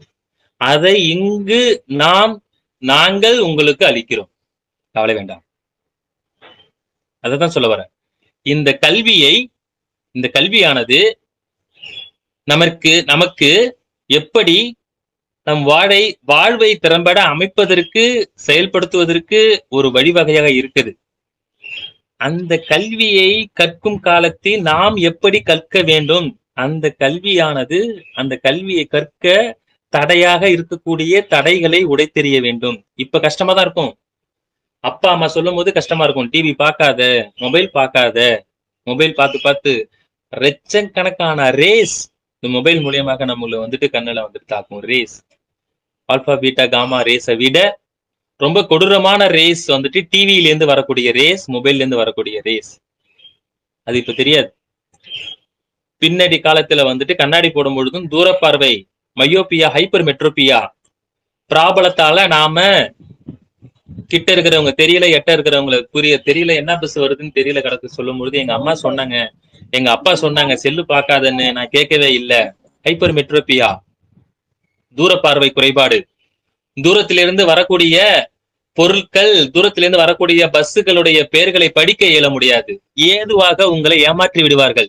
அவனுக்கு தெரியாது, நம்ம ஈஸியா எடுத்துடலாம். கிட்ட பார்வை, மயோப்பியா. நார்மலான ஹியூமன் பீயிங் 25 சென்டிமீட்டருக்குள்ள இருக்கக்கூடிய பொருட்கள் அனைத்தும் தெளிவாக தெரியக்கூடிய கெப்பாசிட்டி கொண்டது. இந்த உலகில் படைக்கப்பட்ட ஜீவராசிகள் அனைத்தும் அதனுடைய திறமைகளை அழகுற உள்ளே அடக்கி வைத்து இந்த கடவுளால் படைக்கப்பட்ட மனிதர்களுக்கு நாம் இடையில் செயல்படக்கூடிய, நாம் நடைமுறையில் நடத்தக்கூடிய செயல்பாடுகளால் பலவிதமான ஆற்றல்களை வீணாக்குகிறோம். மாணவர்களுக்கு தெரிவதில்லை, மாணவிகளுக்கு தெரிவதில்லை. அதை பெற்றோர்கள் உங்கள் கவனத்திற்கு சென்று கொண்டு வரும் பொழுது நீங்கள் உதாசீனப்படுத்துகிறீர்கள். அந்த கல்வியானது அதை நமக்கு உணர்த்தும். இந்த கல்வி இது போன்ற செயல்பாடுகள் நம் செய்யக்கூடாது என்று உணர்த்தும். அதன்படி நடப்பேமையானால் உங்கள் வாழ்வு சிறப்பாக இருக்கும். இப்ப உங்களுக்கு கிடைக்கக்கூடிய சிறு சிறு இன்பங்கள், சிறு சிறு சந்தோஷங்கள், வெளியில ரோட்ல போய் விளையாடும் பொழுது, இந்த மொபைல் பார்க்கும் பொழுதும், ஷார்ட்ஸ் பார்க்கும் பொழுதும், டிவி பார்க்கும் பொழுதும் கிடைக்கக்கூடிய சந்தோஷங்களை விட நீ கல்வி கற்று உன்னுடைய வாழ்க்கையை தரமாக அமைத்து கொண்டேயானால் பல மடங்கு சந்தோஷங்கள், பல மடங்கு நன்மைகள் உங்களுக்கு பின்னாடியே வந்து ஒவ்வொரு நாளும் ஒரு நன்மையை ஒண்ணு வந்துட்டு சந்தோஷப்படுத்திக்கிட்டே இருக்கும். இது ஒரு எக்ஸாம்பிள் சொல்றேங்க ஐயா. ஒரு எடுத்துக்காட்டு மாணவர்களே, நாம படிக்கும் வயது காலத்தில் படிக்கும் பொழுது சரிவர 2 குழந்தைகள் இருக்கிறார்கள். அந்த 2 குழந்தைகளில் என்னுடைய தாய் தந்தையர் பெற்ற ஈண்டெடுத்த பிள்ளைகளை 2 குழந்தைக்கு எந்த விதமான பாகுபாடு இன்றி அவங்க மாணவர்களுக்கு அந்த கல்வி கூடத்தில் சென்று படிக்க வைக்கிறாங்க. நல்லா படிக்கிறாங்க, டிகிரி படிக்கிறாங்க. ஆனா ஒருவன் என்ன செய்கிறான் என்றால், அந்த முதல் மாணவன், முதலாம் பிள்ளை வந்துட்டு தாய் தந்தை சொல்வதை கேட்டு நன்றாக படித்து பட்டம் பெறுகிறான். 2வது மாணவன் தெருவிலே சொல்லக்கூடிய தெருவிலே வந்துட்டு விளையாடக்கூடிய மாணவர்களோடு விளையாட கொண்டு செல்லை பார்த்து கொண்டு, டிவியை பார்த்து கொண்டு, தன்னுடைய எஜுகேஷனின் நாட்டமின்றி அந்த கல்வியை வந்து நழுவ விடுகிறான். அந்த டிகிரி பட்டம் படித்த மாணவன் நல்ல எக்ஸாம் எழுதி ஒரு நல்ல வேலைக்கு வந்துட்டு போறான். இந்த படிக்கும் காலத்தில் படிக்காமல் விளையாடி கொண்டு இருப்பவன், அவனால் வேலைக்கு போக முடியவில்லை, கஷ்டமாக இருக்கிறது. ஏனென்றால் படித்தவர்களுக்கு வேலை, ஒரு நல்ல வேலை கிடைத்திருக்கு. படிக்காதவனுங்க என்ன செய்யறாங்க அப்படின்னாக்கா, ஒண்ணு கொத்தனார வேலைக்கு போகணும், ஆசாரி வேலைக்கு போகணும், வேற மரம் வெட்டணும், தூக்கணும், உடல் உழைப்பு வைத்துக் கொண்டே பிழைத்து கொண்டு வரான். ஒரு காலத்துல வந்துட்டு அவனால உடல் உழைக்க அவனுக்கு ஒத்துழைக்கல, நோய்வாய்ப்படுகிறான், அவனுடைய குடும்பமானது அல்லோலப்படுகிறது. நான் இதுல என்ன சொல்ல வரேன் அப்படின்னாக்க, யார் தாய் தந்தையரை சொல்வதை கேட்டு நன்றாக படித்தானோ அவன் நல்ல வாய்ப்பு, நல்ல வேலைக்கு வாய்ப்பு கிடைத்திருக்கிறது, நல்ல வேலைக்கு சென்றிருக்கிறான், அவன் குடும்பம் சீரும் சிறப்புமாக இருக்கிறது. தாய் தந்தை சொல்லை கேட்காமல் படிக்காமல் விளையாட்டில் நாட்டம் சென்று செல்லு பார்ப்பதுமாக, டிவி பார்ப்பதுமாக அமைந்த மாணவனுக்கு உடல் ஒத்துழைப்பு கொடுக்கவில்லை. எவ்வளவு காலத்துக்கு உடல் ஒத்துழைப்பு கொடுக்கும்? முடியல. படுக்கையில விழுந்துடுறான், அந்த குடும்பம் படித்து விடுகிறது. ஆகையால் தான் கூறுகிறேன், கல்வி கற்கும் காலத்தில் திறம்பட கற்க வேண்டும், நல்ல கற்க வேண்டும், உன்னுடைய வாழ்வை திறம்பட அமைத்துக் கொள்ள வேண்டும் என்று கூறி, அடுத்து இன்னொரு கல்வி தாட்டாளர் த the Forbes என்ன சொல்லியிருக்கிறார் அப்படின்னா, the purpose of education is to replace an empty mind with an open one. The purpose of education is to replace an empty mind with an open one. மூடி கிடக்கும் ஏதுமற்ற அறிவை திறந்து வைப்பது இந்த கல்வி. மூடி கிடக்கும் ஏதுமற்ற அறிவு. என்ன சொல்றாரு அப்படின்னாக்க, மூடி கிடக்கும் ஏதுமற்ற அறிவு, மூடியே இருக்கக்கூடிய அறிவு, அந்த அறிவை திறப்பதற்கு எது ஏதுவாக இருக்கு என்றால் இந்த கல்வியை வந்துட்டு ஏதுவாக இருக்கு. அப்ப உன்னுடைய அறிவை திறப்பதற்கு உன்னுடைய கல்விதான் வந்துட்டு உதவியாக இருக்கு. ஒரு எடுத்துக்காட்டு சொல்றேன் பாத்துங்க. ஒரு பாத்திரத்துல ஒரு மண்பாண்டம், ஒரு பானையிலேயோ ஒரு பாத்திரத்திலேயோ வந்துட்டு உள்ளார ஏதோ ஒரு பொருளை வச்சு மூடிட்டோம் அப்படின்னாக்க அது அப்படியே மூடியே இருக்கும் இல்லைங்களா? மூடி இருக்கும், எந்த விதமான பூச்சி கொண்டு உள்ளார வந்துட்டு செல்லாது, ரொம்ப பத்திரமா வந்துட்டு பாதுகாக்கப்படும். அதே பாத்திரத்தை திறந்து வைப்போமே ஆனால் தண்ணி படலாம், மழை வரும், காற்று உள்ளே செல்லும், வெயில் செல்லும். அப்படி செல்லும் பொழுது அங்கு ஓரொரு ஜீவராசிகள் வளர்வதற்கு வாய்ப்பாக இருக்கும், இல்லைன்னா செடி கொடி வளர்வதற்கு வாய்ப்பாக இருக்கும். இது போன்று உன்னுடைய அறிவை நீ மூடி வைத்துக் கொள்ளக்கூடாது. எனக்கு இதுதான் கிணத்து தவளை மாரி, என்னால இதான் முடியும், இதுக்கு மேல என்னால முடியாது அப்படின்னு சொல்லிட்டு நீ என்ன பண்ணக்கூடாது, லாக் பண்ணிக்கூடாது. என்னால் எதுவும் செய்ய முடியும், உன்னுடைய அறிவையும் உன்னுடைய திறனையும் பயன்படுத்தி நீ இந்த உலகிற்கு யார் என்று காட்டுவதற்கு பயனுள்ளதாக இருக்கக்கூடியது இந்த கல்வி. உன்னுடைய அறிவை வளர்ப்பதற்கு, உன்னுடைய திறமையை வளர்த்து கொள்வதற்கு இந்த கல்வி வந்துட்டு பயனுள்ளதாக இருக்கும். அததான் அவர் அழகா சொல்லியிருக்காரு. அப்படி நீங்கள் உங்கள் அறிவை வெளிக்கொணராமல், வெளிக்காட்டாமல் உள்ளே வைத்து கொண்டால் எந்த பயனும் இன்றி போய்விடும். ஒரு பயனற்றதாக ஆயிடும். ஊர்ல யாரும் மதிக்க மாட்டாங்க, அவன் ஒண்ணும் சொல்ல மாட்டான், மனசுலயே வச்சுப்பான், எதுவுமே வெளிக்காட்ட மாட்டான். அம்மாவும் திட்டுவாங்க, அப்பாவும் திட்டுவாங்க, நண்பர்கள் திட்டுவாங்க. எந்த சிந்தனையை, எந்த செயல்பாடுகளை நீங்க சொல்ல வேண்டும் என்று நினைக்கிறீர்களோ அந்த இடத்தில் நீங்கள் அதை சொல்லிவிட வேண்டும். அது தாயாக இருந்தாலும் சரி, தந்தையாக இருந்தாலும் சரி, ஆசிரியராக இருந்தாலும் சரி, யாராக இருந்தாலும் சரி, நீங்கள் சிந்திக்கக்கூடிய செயல்பாடுகளை, உங்களுடைய அறிவு ஞானத்தை நீங்கள் வெளிப்படுத்த வேண்டும். இது போன்று நம்மளுடைய அறிவையும் நம்மளுடைய சிந்தனைகளையும் நம்மளுடைய திறமைகளையும் வெளிக்கொணர்வதற்கு மீண்டும் மீண்டும் யார் இருக்காங்க? கல்வி. அதே தான் சொல்றேன். கல்விதான் வந்துட்டு உங்களை வந்துட்டு வெளிக்கொணர்வதற்கு ஏதுவாக இருக்கும். இது போன்ற கல்வியை இப்படி நாம் அறிந்து கொண்டு நம்மளுடைய சிந்தனைகளையும் நம்மளுடைய செயல்பாடுகளையும் அறிந்து கொண்டு நாம் யார் என்று இந்த உலகிற்கு காட்டுவதற்கு ஏதுவாக இருக்கக்கூடியது இந்த கல்வி. ஏன் சார் கல்வி கற்கணும்? எதற்காக கல்வி கற்கணும்? இன்றைய கால சூழல்ல, இன்றைய காலகட்டத்துல கொஞ்சம் பார்ப்போம். நியூஸ் பேப்பர் அல்லது செய்தி சேனல் எடுத்து பார்த்தோம்னாக்க வெறும் குற்றங்கள் சார்ந்த செய்தியை நாம் அதிகமாக வந்துட்டு காண்கிறோம். நியூஸ் செய்தித்தாளிலும் சரி, நியூஸ்லயும் சரி, குற்றங்கள் நிறைந்த செய்திகளே வந்துட்டு பார்க்கிறோம். நடக்கக்கூடாத செயல்கள், பண்ணக்கூடாத செயல்கள், அந்த செயல்களை செய்பவர்கள் ஒரு காலத்தில் மாணவர்களாக இருந்திருப்பார்கள். அப்போ அவர்கள் கற்ற கல்வி அவர்களுக்கு சென்று அடையவில்லை. அதுபோல் நாம் இருந்துவிடக் கூடாது. ஏபிஜே அப்துல் கலாம் ராமேஸ்வரத்தில் இருந்து சென்னைக்கு அண்ணா யூனிவர்சிட்டிக்கு வந்து தன்னுடைய எம்பில் படிப்பில் முதல் ரிசர்ச் ஊனமுற்றவர்களுக்கான செயற்கை காலை உருவாக்குவதற்கு தன்னுடைய ரிசர்ச்சை நடத்துவதற்கு அவரிடம் ஏதுவான பண வசதி இல்லை, பொருள் வசதி இல்லை. அவரிடம் இருந்தது அறிவு, திறமை மட்டுமே. அந்த அறிவையும் திறமையும் வைத்து கொண்டு புத்தக கடையில், பழைய புத்தக கடையில் வேலை பார்த்து கொண்டு அந்த சிறு சிறு வேலைகள் சொல்கிறார்களீங்களா, அதை பார்த்துட்டு அந்த கடையில இருக்கக்கூடிய புத்தகங்களை படித்து முன்னேறி வந்தார். இவரும் ஒரு காலத்தில் குழந்தையாகத்தான் இருந்தார். கல்வி கற்றார். கல்விக்கூடத்தில் ராமேஸ்வரத்தில் படிக்கும் பொழுது அது ரொம்ப கொடுமையான விஷயம். வெளியில உட்கார்ந்து பாடம் கற்றுக்கொண்டவர் நம்ம ஏபிஜே அப்துல் கலாம். ஏன் இன்னைக்கு ஏபிஜே அப்துல் கலாம் பற்றி பேசுறோம் அப்படின்னாக்கா, இந்தியாவின் மிகச் சிறந்த குடிமகனாக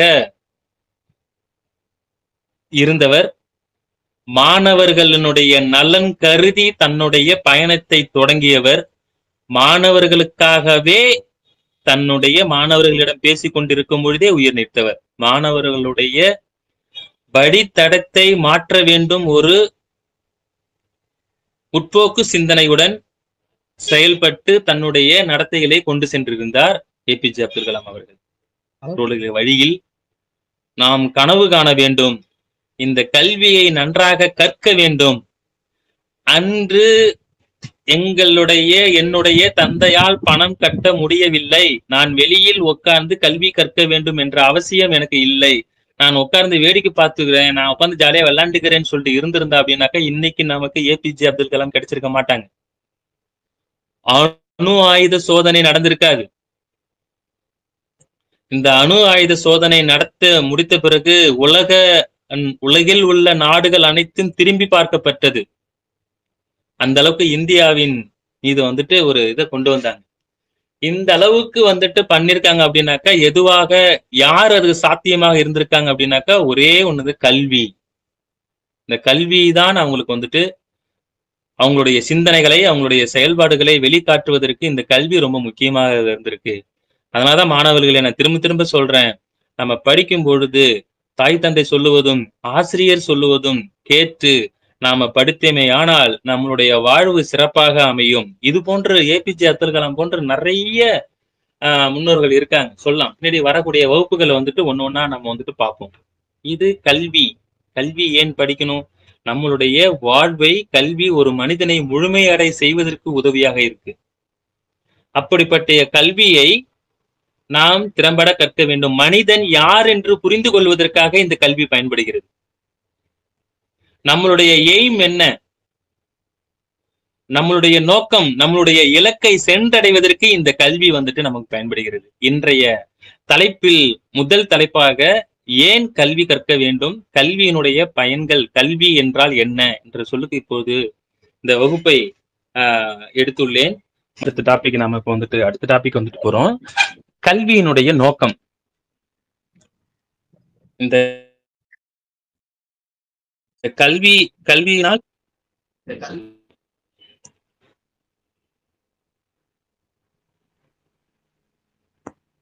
கல்வியினுடைய நோக்கம்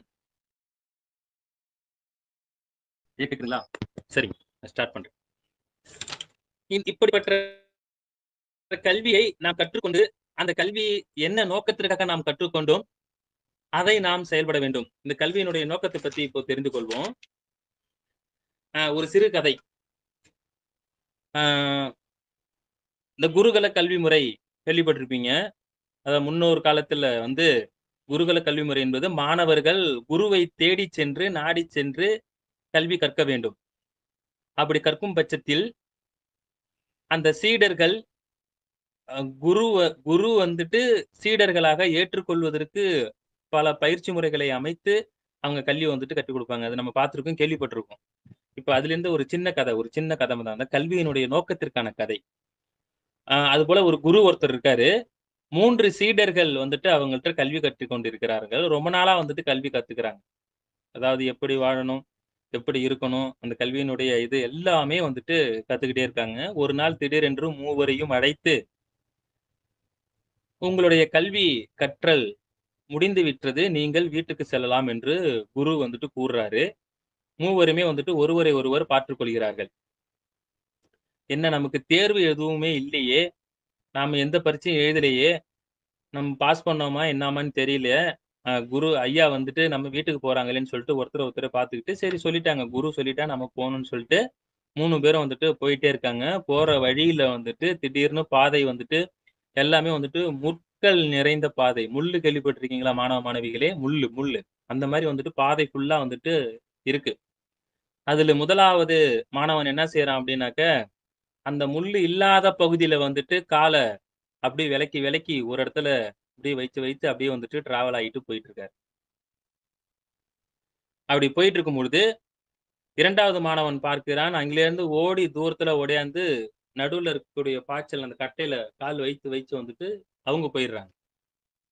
3வதா இருக்கக்கூடிய மாணவன் அப்படி அந்த இருவரும் சென்ற வழியை பயன்படுத்தாமல், அவர் என்ன செய்றாரு, அந்த முள்ள வந்துட்டு எடுத்து ஒவ்வொன்னும் தனியா வந்துட்டு எட்ட போடுறார்.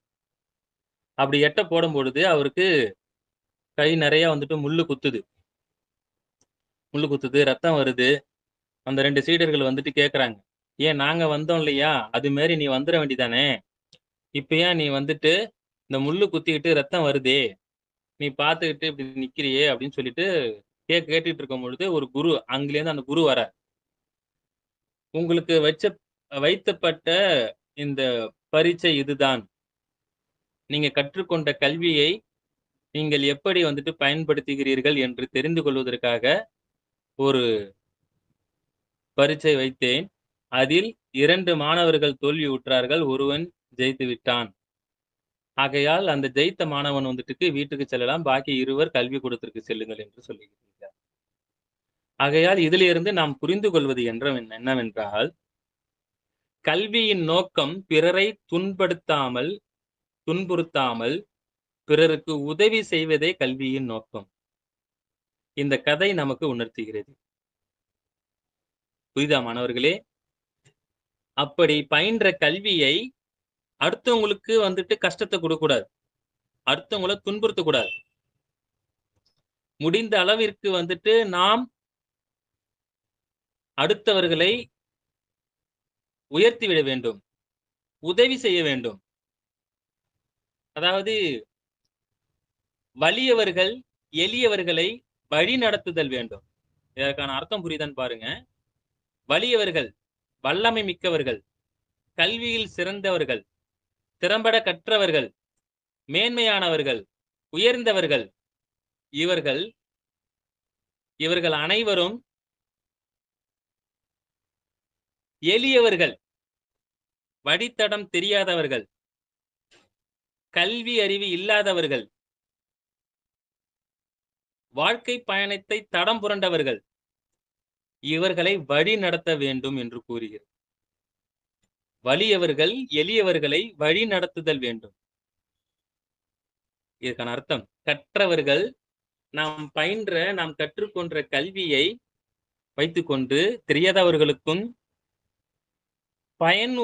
பயனுறும் வகையில் நாம் செயல்பட வேண்டும். பயன்பெறும் வகையில் நம்முடைய செயல்பாடுகள் இருக்க வேண்டும். உயர்த்திவிட வேண்டும். அடுத்தவர்களையும் நம் குடும்பத்தாரையும் நம்ம சுற்றி உள்ளவர்களையும் உயர்த்த வேண்டும். துன்புறுத்தக்கூடாது. எப்படி அந்த 3 மாணவர்கள் வந்துட்டு 3வது மாணவன் வந்துட்டு எடுத்து எட்ட போட்டு ஏன் எடுத்து எட்ட போடுறாரு? பின்னாடி வரவங்களுக்கு வந்துட்டு கஷ்டப்படக்கூடாது. நாம அத பார்த்தோம். பார்த்த உடனே அத எடுத்துறணும். ஆனா நம்ம ஆளுங்க ஃபர்ஸ்ட் 2 பேர் என்ன செஞ்சாங்க அப்படின்னா, பந்தல் மாணவனும் 2வது மாணவனும் எப்படியாவது இதை கடந்து செல்ல வேண்டும். அதில் தான் குறியாக இருந்தான். எப்படியாவது இந்த பாதையை வந்துட்டு கடந்து போயிடணும். ஆனா அந்த முள்ளு அங்கேயே தான் இருக்கும். நான் எடுக்கணும்னு அவசியம் இல்லை. நான் ஏன் எடுக்கணும்? இது கல்வி கற்றவனுக்கு அழகல்ல. ஒரு நடைபாதையில் கடக்கக்கூடிய ஒரு கடினமான பொருளை அகற்றுவது ஒரு சிறந்த கல்வியின் நோக்கமாகும். தொலைதூர பார்வை கொண்டவனாக இருப்பான் அந்த மாணவன். நாம் இப்போது பார்த்து விட்டோம். 6 மணிக்கு மேல ஒருத்தவங்க வராங்க. ஒரு வயதான பாட்டி வராங்க. அவங்களுக்கு அந்த பாதை முட்கள் இருக்குன்னு தெரியாது. அதனால அவங்கள வந்துட்டு துன்புறுத்தக்கூடாது என்ற நோக்கத்தோடு அந்த மாணவன் எடுத்து விட்டுருங்க. இதுதான் கல்வியினுடைய நோக்கம். நாம் படித்த, நாம் கற்றுக்கொண்ட கல்வியை பயன்படுத்துவதற்கு அடுத்தவர்களை கஷ்டப்படுத்தாமல் இருப்பதற்கான ஒரு நோக்கமே கல்வியின் நோக்கம். ஐயா, மாணவர்களுக்கு புரிஞ்சிருக்கும்னு நினைக்கிறேன் கல்வியினுடைய நோக்கம். இந்த கல்வியினுடைய நோக்கத்தை பொறுத்து ஒரு சிறு வீடியோ இப்ப ஐயா அவர்கள் வந்துட்டு பதிவிடுவாங்க. அதை நம்ம பார்க்கலாம். அதை பார்த்துட்டு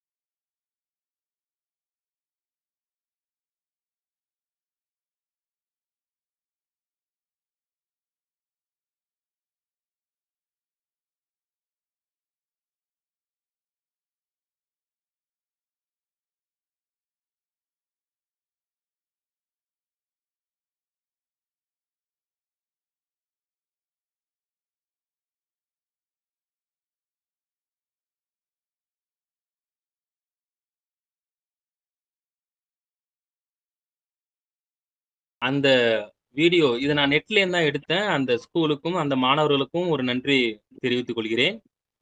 இந்த நெட்ல இருந்து பார்க்கும் பொழுது அந்த பள்ளி பருவ மாணவர்கள் ஒரு மைமிங் ஆக்ட் பண்ணியிருக்காங்க. நல்ல ஒரு கருத்தை வந்துட்டு வெளிக்கொண்டு இருந்திருக்காங்க. கல்வி கற்றவர்களுடைய செயல்பாடுகளை வெளிக்காட்டுவதற்கு ரொம்ப அழகாக அந்த சிறு குழந்தைகள் வந்துட்டு வெளிக்காட்டியிருக்காங்க. மாணவர்களே, நீங்கள் அந்த வீடியோவை பார்க்கும் பொழுது ஃபர்ஸ்ட் ஒரு கண் தெரியாத நபர் வருகிறார், அடுத்தது ஒரு கர்ப்பிணி பெண் வருகிறாங்க, அடுத்து குழந்தை வைத்துக்கொண்டு ஒருத்தவங்க வராங்க, அடுத்தது ஊனமிற்றோர் வராங்க. ஏன் இந்த கண்ணு தெரியாதவர்கள், கர்ப்பிணி பெண்கள் வரும்பொழுது வந்துட்டு அமர்ந்திருப்பவர்கள் எழுந்து இடம் கொடுக்க வேண்டும், இடம் கொடுக்க வேண்டுமா? ஏன் இடம் கொடுக்க வேண்டும்? மாணவர்கள் இதற்கான பதிலை கூறலாம். ஐயா, அவங்க வந்து கர்ப்பிணி பெண்ணுக்கு உதவணும் ஐயா. ஓகேம்மா, சூப்பர். ஏன் கர்ப்பிணி பெண்ணுக்கு உதவ வேண்டும் என்றால், கர்ப்பிணி பெண் உள்ளே வந்துட்டு ஒரு குழந்தை இருக்கும் பொழுது அந்த பேருந்தில் அவர்களால் பேலன்ஸ் பண்ணி மேலே பிடிச்சி நிக்க முடியாது. அதனால கர்ப்பிணி பெண்கள் அமர்ந்து உட்கார்ந்துட்டு செல்லும் பொழுது தன்னுடைய பயணத்தை சிறப்பாக செல்வார்கள் என்பதன் நோக்கத்திற்காகவா கர்ப்பிணி பெண்களுக்கு உதவ வேண்டும் என்று அந்த குழந்தைக்கு அந்த சிறு வயதிலேயே வந்திருக்கிறது. சூப்பரம்மா, சூப்பர். அடுத்தது சிறு வயதில் இது போன்ற நிகழ்ச்சிகளை வந்து மாணவர்களுக்கு நம்ம விளக்கும் பொழுது பசுமரத்து ஆணி போல அவங்களுடைய மனதுல இத ஆழமா பதிஞ்சு அவங்க வளர வளர நற்பண்புகளை வளர்க்க இந்த மாதிரியான கற்றல் வந்து உதவி புரியும் ஐயா. நன்றிங்கம்மா. சசிகலாமா சூப்பரா சொன்னாங்க. சிறு வயதிலேயே பார்க்கும் பொழுது பசுமரத்து ஆணி போன்று நன்றாக மனதில் பதிய வைத்துக் கொண்டு நன்னடத்தைகளை நடத்துவதற்காக அவர்கள் வாழ்வில் அமையும் என்று அழகா சொன்னாங்க. சூப்பரம்மா, சூப்பர். வேற யாராவது சொல்றீங்களாம்மா? கண் தெரியாதவர்கள், கர்ப்பிணி பெண்கள், குழந்தை வைத்துள்ள ஒரு பெண்மணி, ஊனமுற்றோர்கள் பஸ்ஸில் வரும் பொழுது அங்கே முன்கூட்டியே அமர்ந்திருந்த மாணவர்கள் எழுந்து அந்த குழந்தைகளுக்கு, அந்த கர்ப்பிணி பெண்களுக்கும், கண்ணு தெரியாதவர்களுக்கும், குழந்தை வைத்திருப்பவர்களுக்கும் இடமளித்தார்கள். ஏன் இந்த செயல்பாடு நடத்த வேண்டும்? மாணவர்களுடைய இன்றைய சூழல், இன்றைய காலகட்டம் எப்படி இருக்கின்றன? இப்ப நாம குருகுல கல்வி முறையில் வகுப்பு நடக்கும் பொழுது எப்படி மாணவர்கள் அமைதியாக அமர்ந்திருக்கிறார்களோ மாதிரியே தான் வகுப்பறையில் அமைதியாக அமர்ந்திருக்கிறாங்க. அந்த நிலை மாற வேண்டும் என்பதற்காகவே இந்த குருவருள் ஆன்மீக மையம் குருகுல கல்வி முறையை தோற்றுவித்திருக்கிறது. அதை நாம் புரிந்து கொள்ள வேண்டும். இப்ப இருக்கிற காலகட்டத்துல, இப்ப இருக்கிற சூழல்ல வகுப்பு எடுக்கும் பொழுது அது புரியுதோ புரியலையோ, பிசிக்ஸ் எடுத்தாலும், கெமிஸ்ட்ரி எடுத்தாலும், மேத்தமெட்டிக்ஸ் எடுத்தாலும் ஸ்டூடெண்டோடைய நிலை என்ன? அமைதியா உட்கார்ந்துட்டு நம்ம போயிட்டா படிச்சுட்டு நம்ம எழுதினா போதும் அப்படின்ற ஒரு நிலைக்கு வந்துடுறாங்க. மாணவன் தள்ளப்படுறான். அதை மாற்றி அமைக்கணும். புரிதல் வேண்டும், புரிந்து கொள்ளுதல் வேண்டும். எஜுகேஷனை வந்துட்டு புரிஞ்சுக்கணும். ஏன் எஜுகேஷன், அந்த கல்வியானது நாம் கற்க வேண்டும், என்ன பர்பஸ்க்காக? a plus b whole square, a square plus 2ab minus 2ab, அந்த ஃபார்முலா சொல்லுவதன் மூலமாக, இந்த ஃபார்முலா படிப்பதன் மூலமாக நாம ஒரு வேலை செய்யும் இடத்துல வந்துட்டு a plus b whole square formula சொல்லுங்க சொன்னிட்டா சம்பளம் கொடுத்துருவாங்களா? இல்ல. அந்த a plus b whole square ஃபார்முலாவை பெருக்கி வரக்கூடிய விடையை அந்த ஏயையும் பியையும் எப்படி மல்டிபிளிகேஷன் பண்ணி நமக்கு என்ன விடை கிடைக்கிறதோ அதை நாம் வாழ்நாளில் வாழ்க்கையில் எப்படி பயன்படுத்துகிறோம், அதுதான் கல்வியின் நோக்கம். உன்னுடைய வாழ்நாளில் நீ கல்வியை, நீ பயின்ற கல்வியை, நீ கற்ற கல்வியை எப்படி நீ பயன்படுத்துற, செயல்பட வைக்கிற, இதுவே கல்வியின் நோக்கம். அது பண்ணணும். இப்ப இருக்கிற காலகட்டத்தில் இருக்கிற மாதிரி நம்மளுடைய எஜுகேஷன் சிஸ்டம் அப்படி சேஞ்ச் ஆயிடுச்சு. உள்ளார 9:30க்கு என்டர் ஆகிறோமா, 9:15 வரையும் prayer, first period, second period, third period அமைதியா உட்காந்தோம். அங்க ஒரு கான்வர்சேஷன் இல்ல. இப்போ இங்க இருக்கிற தாய் தந்தையருக்கு ஒரு வாய்ப்பு. நம்மளுடைய குழந்தை கல்வி கூடத்தில் எப்படி அமர்ந்திருக்கிறார்கள் என்று பார்த்து கொள்வதற்கு ஒரு வசதியான ஒரு கிளாஸ் எடுத்துக்கிட்டு இருக்கேன். அதுல இருந்து கேட்கக்கூடிய கொஸ்டின்கள், நான் கொஸ்டின் கேட்கும் பொழுது எந்த ஒரு மாணவன் வந்துட்டு பதிலளிக்கிறான் என்றால், நன்கு தெரிந்த, புரிந்த, அறிந்த மாணவன் வந்துட்டு பதிலளிக்கிறான். அப்ப குழந்தைக்கு புரியலன்னா மீண்டும் கேட்கணும். கேட்க சொல்லி நீங்க அறிவுறுத்தலாம். உங்களுக்கு இது ஒரு வாய்ப்பு. ஸ்கூல்ல போய் நம்ம உட்காந்துட்டு என் பிள்ளைக்கு புரியல இன்னொரு தர நடத்துங்க அப்படின்னாக்க உட்கார முடியாது. எல்லாரும் என்டர் ஆக மாட்டாங்க. ஆனா இங்கு வந்துட்டு உங்களுக்கு சொல்லி தரத்துக்கு நாங்க தயாரா இருக்கோம். குழந்தைகளை அந்த அறிவுத்திறனை மேம்படுத்துவதற்கு, அறிவை வளர்ப்பதற்கான ஒரு பயிற்சியே இந்த பயிற்சி வந்துட்டு இப்ப கண்டினியூ பண்ணிட்டு இருக்கோம். ஐயா யாரோ பேசுறீங்கன்னு நினைக்கிறேன் இடையில. சொல்லுங்க. நன்றி. சொல்லுங்க. யாராவது பேசுறது, யாராவது நம்ம கேட்ட கேள்விக்கு விளக்கம் கொடுக்கறதா இருந்தா கொடுக்கலாம். யாராவது இருக்கீங்களா? சரிங்க, நானே சொல்லிடுறேன். இது போன்று மனிதர்கள், கடவுளால் படைக்கப்பட்ட மனிதர்கள் அவரவர்களுக்கு ஏற்ற திறன்கள் அமைத்து வைத்து படைக்கப்பட்ட மனிதர்கள் நாம் இருக்கும் பொழுது அடுத்த ஜெனரேஷனை உருவாக்குவதற்கும், ஊனமுற்றவர்களுக்கும், கண் பார்ப்பதற்கு குறைபாடு கொண்டவர்களுக்கும் உதவி பொறுத்து கை கால் நல்லா இருக்கக்கூடிய மனிதர்கள் உதவ வேண்டும். அப்படி உதவுவதே கல்வியின் நோக்கம். இதை இந்த சிறு காணொளி நமக்கு உணர்த்துகிறது. அதை சசிகலாமா அழகா சொன்னாங்க. அதனாலதான் இதை வந்துட்டு சொல்ல வந்தேன். இந்த வீடியோ வந்துட்டு ஸ்டூடெண்ட்ஸ்க்கு வந்துட்டு போட்டு காமிக்கணும் அப்படின்னு சொல்லிட்டு, இதுதான் கல்வி நோக்கம். நாம படித்த படிப்பை நம்முடைய வாழ்நாளில் எப்படி பயன்படுத்துகிறோம், எங்கு பயன்படுத்துகிறோம், இது நோக்கம். அதை விட நம் மற்றவர்களுக்கு எப்படி அப்ப உதவி செய்வதான் சார் நோக்கமா அப்படின்னு உங்களுக்கு ஒரு கொஸ்டின் வரும். உதவி புரிய வேண்டும், முடியாதவர்களுக்கு உதவி செய்ய வேண்டும், எதுவுமே தெரியாதவர்களுக்கு உதவி செய்ய வேண்டும். இப்போ கல்வி படிங்கன்னு சொல்லிட்டு இருக்கோமே, ஏன் மாணவர்களுக்கு அந்த கல்வியின் மீது ஒரு நாட்டம் இல்லை? அது அவனுக்கு புரியல, அந்த புரிதல் இல்ல. ஒரு கடைக்கு போயிட்டு வர சொல்றாங்க அம்மா, பக்கத்து தெருல இருக்கக்கூடிய கடை, புதுசா ஒண்ணு உருவாக்கி இருக்காங்கப்பா, போயிட்டு வா. அந்த வீட்டுக்கு அந்த பையன் வந்துட்டு விருந்தாடி வந்திருக்கான். அவன் போவானா? இல்ல நான் போகல, எனக்கு அந்த கடைக்கு வழி தெரியாது அப்படின்னு சொல்லுவான். அதான் இங்க பிரச்சனையே. ஒரு பேராகிராஃப் கொடுத்திருக்காங்க சயின்ஸ்ல, ஃபர்ஸ்ட் பேராகிராஃப் ஒரு டீட்டெயில் படிக்கணும் அப்படின்னாக்க அந்த டீட்டெயில் பற்றிய ஒரு நாலேஜ் நமக்கு இல்ல. என்ன வேர்டிங்ஸ் கொடுத்திருக்காங்கன்னு தெரியல. பயம், அந்த பயத்தை போக்க வேண்டும், அந்த அச்சத்தை போக்க வேண்டும். இதுதான் கல்வியின் நோக்கம். உங்களுக்கு ஆன வழித்தடத்தை காட்டுவது, உங்களுடைய பயத்தை போக்குவது, உங்களுடைய அச்சத்தை போக்குவது, இதுவே கல்வியின் நோக்கம். அந்த கல்வியை கற்றுக்கொண்டால் நாம் பயமின்றி வாழலாம், நம்மளுடைய இலக்கை ஏதுவாக வந்துட்டு அடையலாம். சரிங்களாமா? மாணவ மாணவிகளே, இன்றைக்கு 2 தலைப்புகள் வந்துட்டு பார்த்திருக்கோம். கல்வி என்றால் என்ன, கல்வியினுடைய பொருள், கல்வியினுடைய நோக்கம். கல்வி என்றால் என்ன அப்படின்ற பார்க்கும் பொழுது நம்ம தத்துவியாளர்கள் வந்துட்டு சொன்ன கருத்துக்களை வைத்து நம்ம பேசணும். அடுத்தது கல்வியின் நோக்கத்துக்கு வந்துட்டு ஒரு சிறுகதை வந்துட்டு பார்த்தோம். அதுக்கடுத்து ஒரு குறும்படம் ஒண்ணு வந்துட்டு பார்த்தோம். அடுத்தது இந்த கல்வியினால் நமக்கு வாழ்வில் ஏற்படக்கூடிய மாற்றங்கள், நிறைய சேஞ்சஸ் இருக்கு. ஏன் இன்னைக்கு நான் உங்களுக்கு கிளாஸ் எடுத்துக்கிட்டு இருக்கேன், ஐயா தேர்ந்தெடுத்தாங்க. என்ன காரணம்? பிஎஸ்சி, எம்எஸ்சி படிச்சிருக்காரு, எம்எட் படிச்சிருக்காரு. அவர் வந்துட்டு அந்த எஜுகேஷன் துறையில இருக்கிறாரு, அந்த கல்வியை படிச்சிருக்காரு. அந்த கல்வி நான் பயின்றதனால் எனக்கு இந்த வாய்ப்பு கிடைத்திருக்கிறது. நான் அப்பொழுது படிக்கவில்லை என்றால் இந்த வாய்ப்பு எனக்கு கிட்டுமானால் கிட்டாது. உங்களுடைய வாழ்வை திறம்பட அமைத்துக் கொள்வதற்கு இந்த கல்வி ஏதுவாக அமையும். நல்லா படிக்கணும். இப்ப ஐஏஎஸ், ஐபிஎஸ், ஐஎஃப்எஸ் போறாங்க அப்படின்னாக்கா, ஏதாவது ஒரு எனி டிகிரி முடிச்சவங்கள மட்டும்தான் அந்த எக்ஸாம் வந்துட்டு அட்டெண்ட் பண்ண முடியும். அப்ப டிகிரி முடிக்காம நம்ம போயிட்டு எக்ஸாம் அட்டெண்ட் பண்ண முடியுமா? நான் கலெக்டர் ஆயிடுவேன், மாவட்ட கலெக்டர் ஆயிடுவேன் அப்படின்னாக்கா முடியுமா? முடியாது.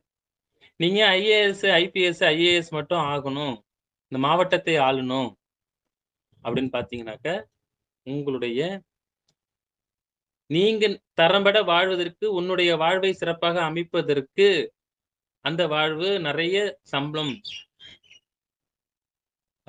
வரும். அதனால நீ நல்லா அமைச்சுக்கலாம். அதனால உன்னுடைய வாழ்வை அமைப்பதற்கு இந்த கல்வி வந்துட்டு சிறப்பாக இருக்கும். உன்னுடைய வாழ்வை வந்துட்டு சிறப்படைய செய்வதற்கு இந்த கல்வி வந்துட்டு நோக்கமாக இருக்கும். நீங்கள் நன்றாக படியுங்கள். இதனுடைய கல்வியினுடைய நோக்கங்களை எடுத்து வாருங்கள். உங்களுடைய வாழ்வை சிறப்பாக அமைத்துக் கொள்வதற்கு நாங்கள் உறுதுணையாக உங்களுக்கு இருக்கின்றோம். கவலை வேண்டாம். கல்வியை பற்றிய கவலை வேண்டாம். இல்லைங்க ஐயா, நீங்க இன்னைக்கு முதல் வகுப்பிலே வந்துட்டு இந்த கல்வி பொருள், நோக்கம், அதனுடைய இதுதான் சொல்லியிருக்கீங்க. எங்களுக்கு எஜுகேஷன்ல சந்தேகங்கள் இருக்கு. கண்டிப்பா நீங்க கேட்கலாம். இந்த வரக்கூடிய எல்லா சண்டேகளையும் ஞாயிற்றுக்கிழமை வகுப்புகளை அந்த 2 மணி நேரத்துல நீங்க கேட்கக்கூடிய கேள்விகள், உங்களுக்கு என்ன சந்தேகம் இருந்தாலும், எல்கேஜி மாணவர்கள் முதல் 12ஆம் வகுப்பு இல்ல காலேஜ் படிக்கும் மாணவர்கள் யாராக இருந்தாலும், எந்த சந்தேகம் இருப்பின் இந்த குரூப்ல, வாட்ஸ்அப் குரூப்ல இல்லைன்னாக்க நம்ம டெலகிராம் குரூப்ல வந்துட்டு நீங்க உங்க சந்தேகத்தை கேட்கும்பொழுது அதற்கான தீர்வுகள் உங்களுக்கு சொல்லப்படும். எந்த விதமான சந்தேக பாடத்திட்டங்கள் சார்பாக மதிப்பெண் அதிகமா எடுக்கணும், நான் நல்லா படிச்சு முதல் மார்க் வாங்கணும். எங்கள் குருகுல கல்வி வந்துட்டு அதனுடைய நோக்கம் என்னன்னா, நீங்கள் நன்றாக படிப்பதற்கு ஏதுவாக இருக்கும். நன்றாக படிப்பதற்கு தடைகளை உடைப்பதற்கான வழிமுறைகளையும் அதனுடைய ஆக்டிவிட்டிஸ் வந்துட்டு இருக்கும். மாணவ மாணவிகளே, இது அப்பால் பற்று மார்க் எடுக்கணும், அதுக்கு நாங்க தீர்வு கொடுக்கிறோம், சொல்றோம். சரிங்களா மாணவ மாணவிகளே? இன்றைய வகுப்பு எப்படி இருந்தது என்று இன்றைய கமெண்ட், இன்ஸ்டாகிராம் கமெண்ட்லயும் சரி, அப்படி இல்லைனாக்கா வாட்ஸ்அப் குரூப்லயும் சரி, நீங்க நிறைய கமெண்ட்ஸ் கொடுத்தீங்க அப்படின்னாக்கா இன்னும் என்னென்ன உங்களுக்கு டாபிக் வேணும்ன்றது சிலபஸ் வந்துட்டு ரெடி ஆயிட்டு இருக்கு. அது கூடயே மிக விரைவில் வந்துட்டு ஐயா கொடுத்துருவாங்க. இன்னைக்கு வகுப்பு எப்படி இருந்ததுன்றது இன்னைக்கு டெலிகிராம்ல வந்துட்டு சொல்லுங்க.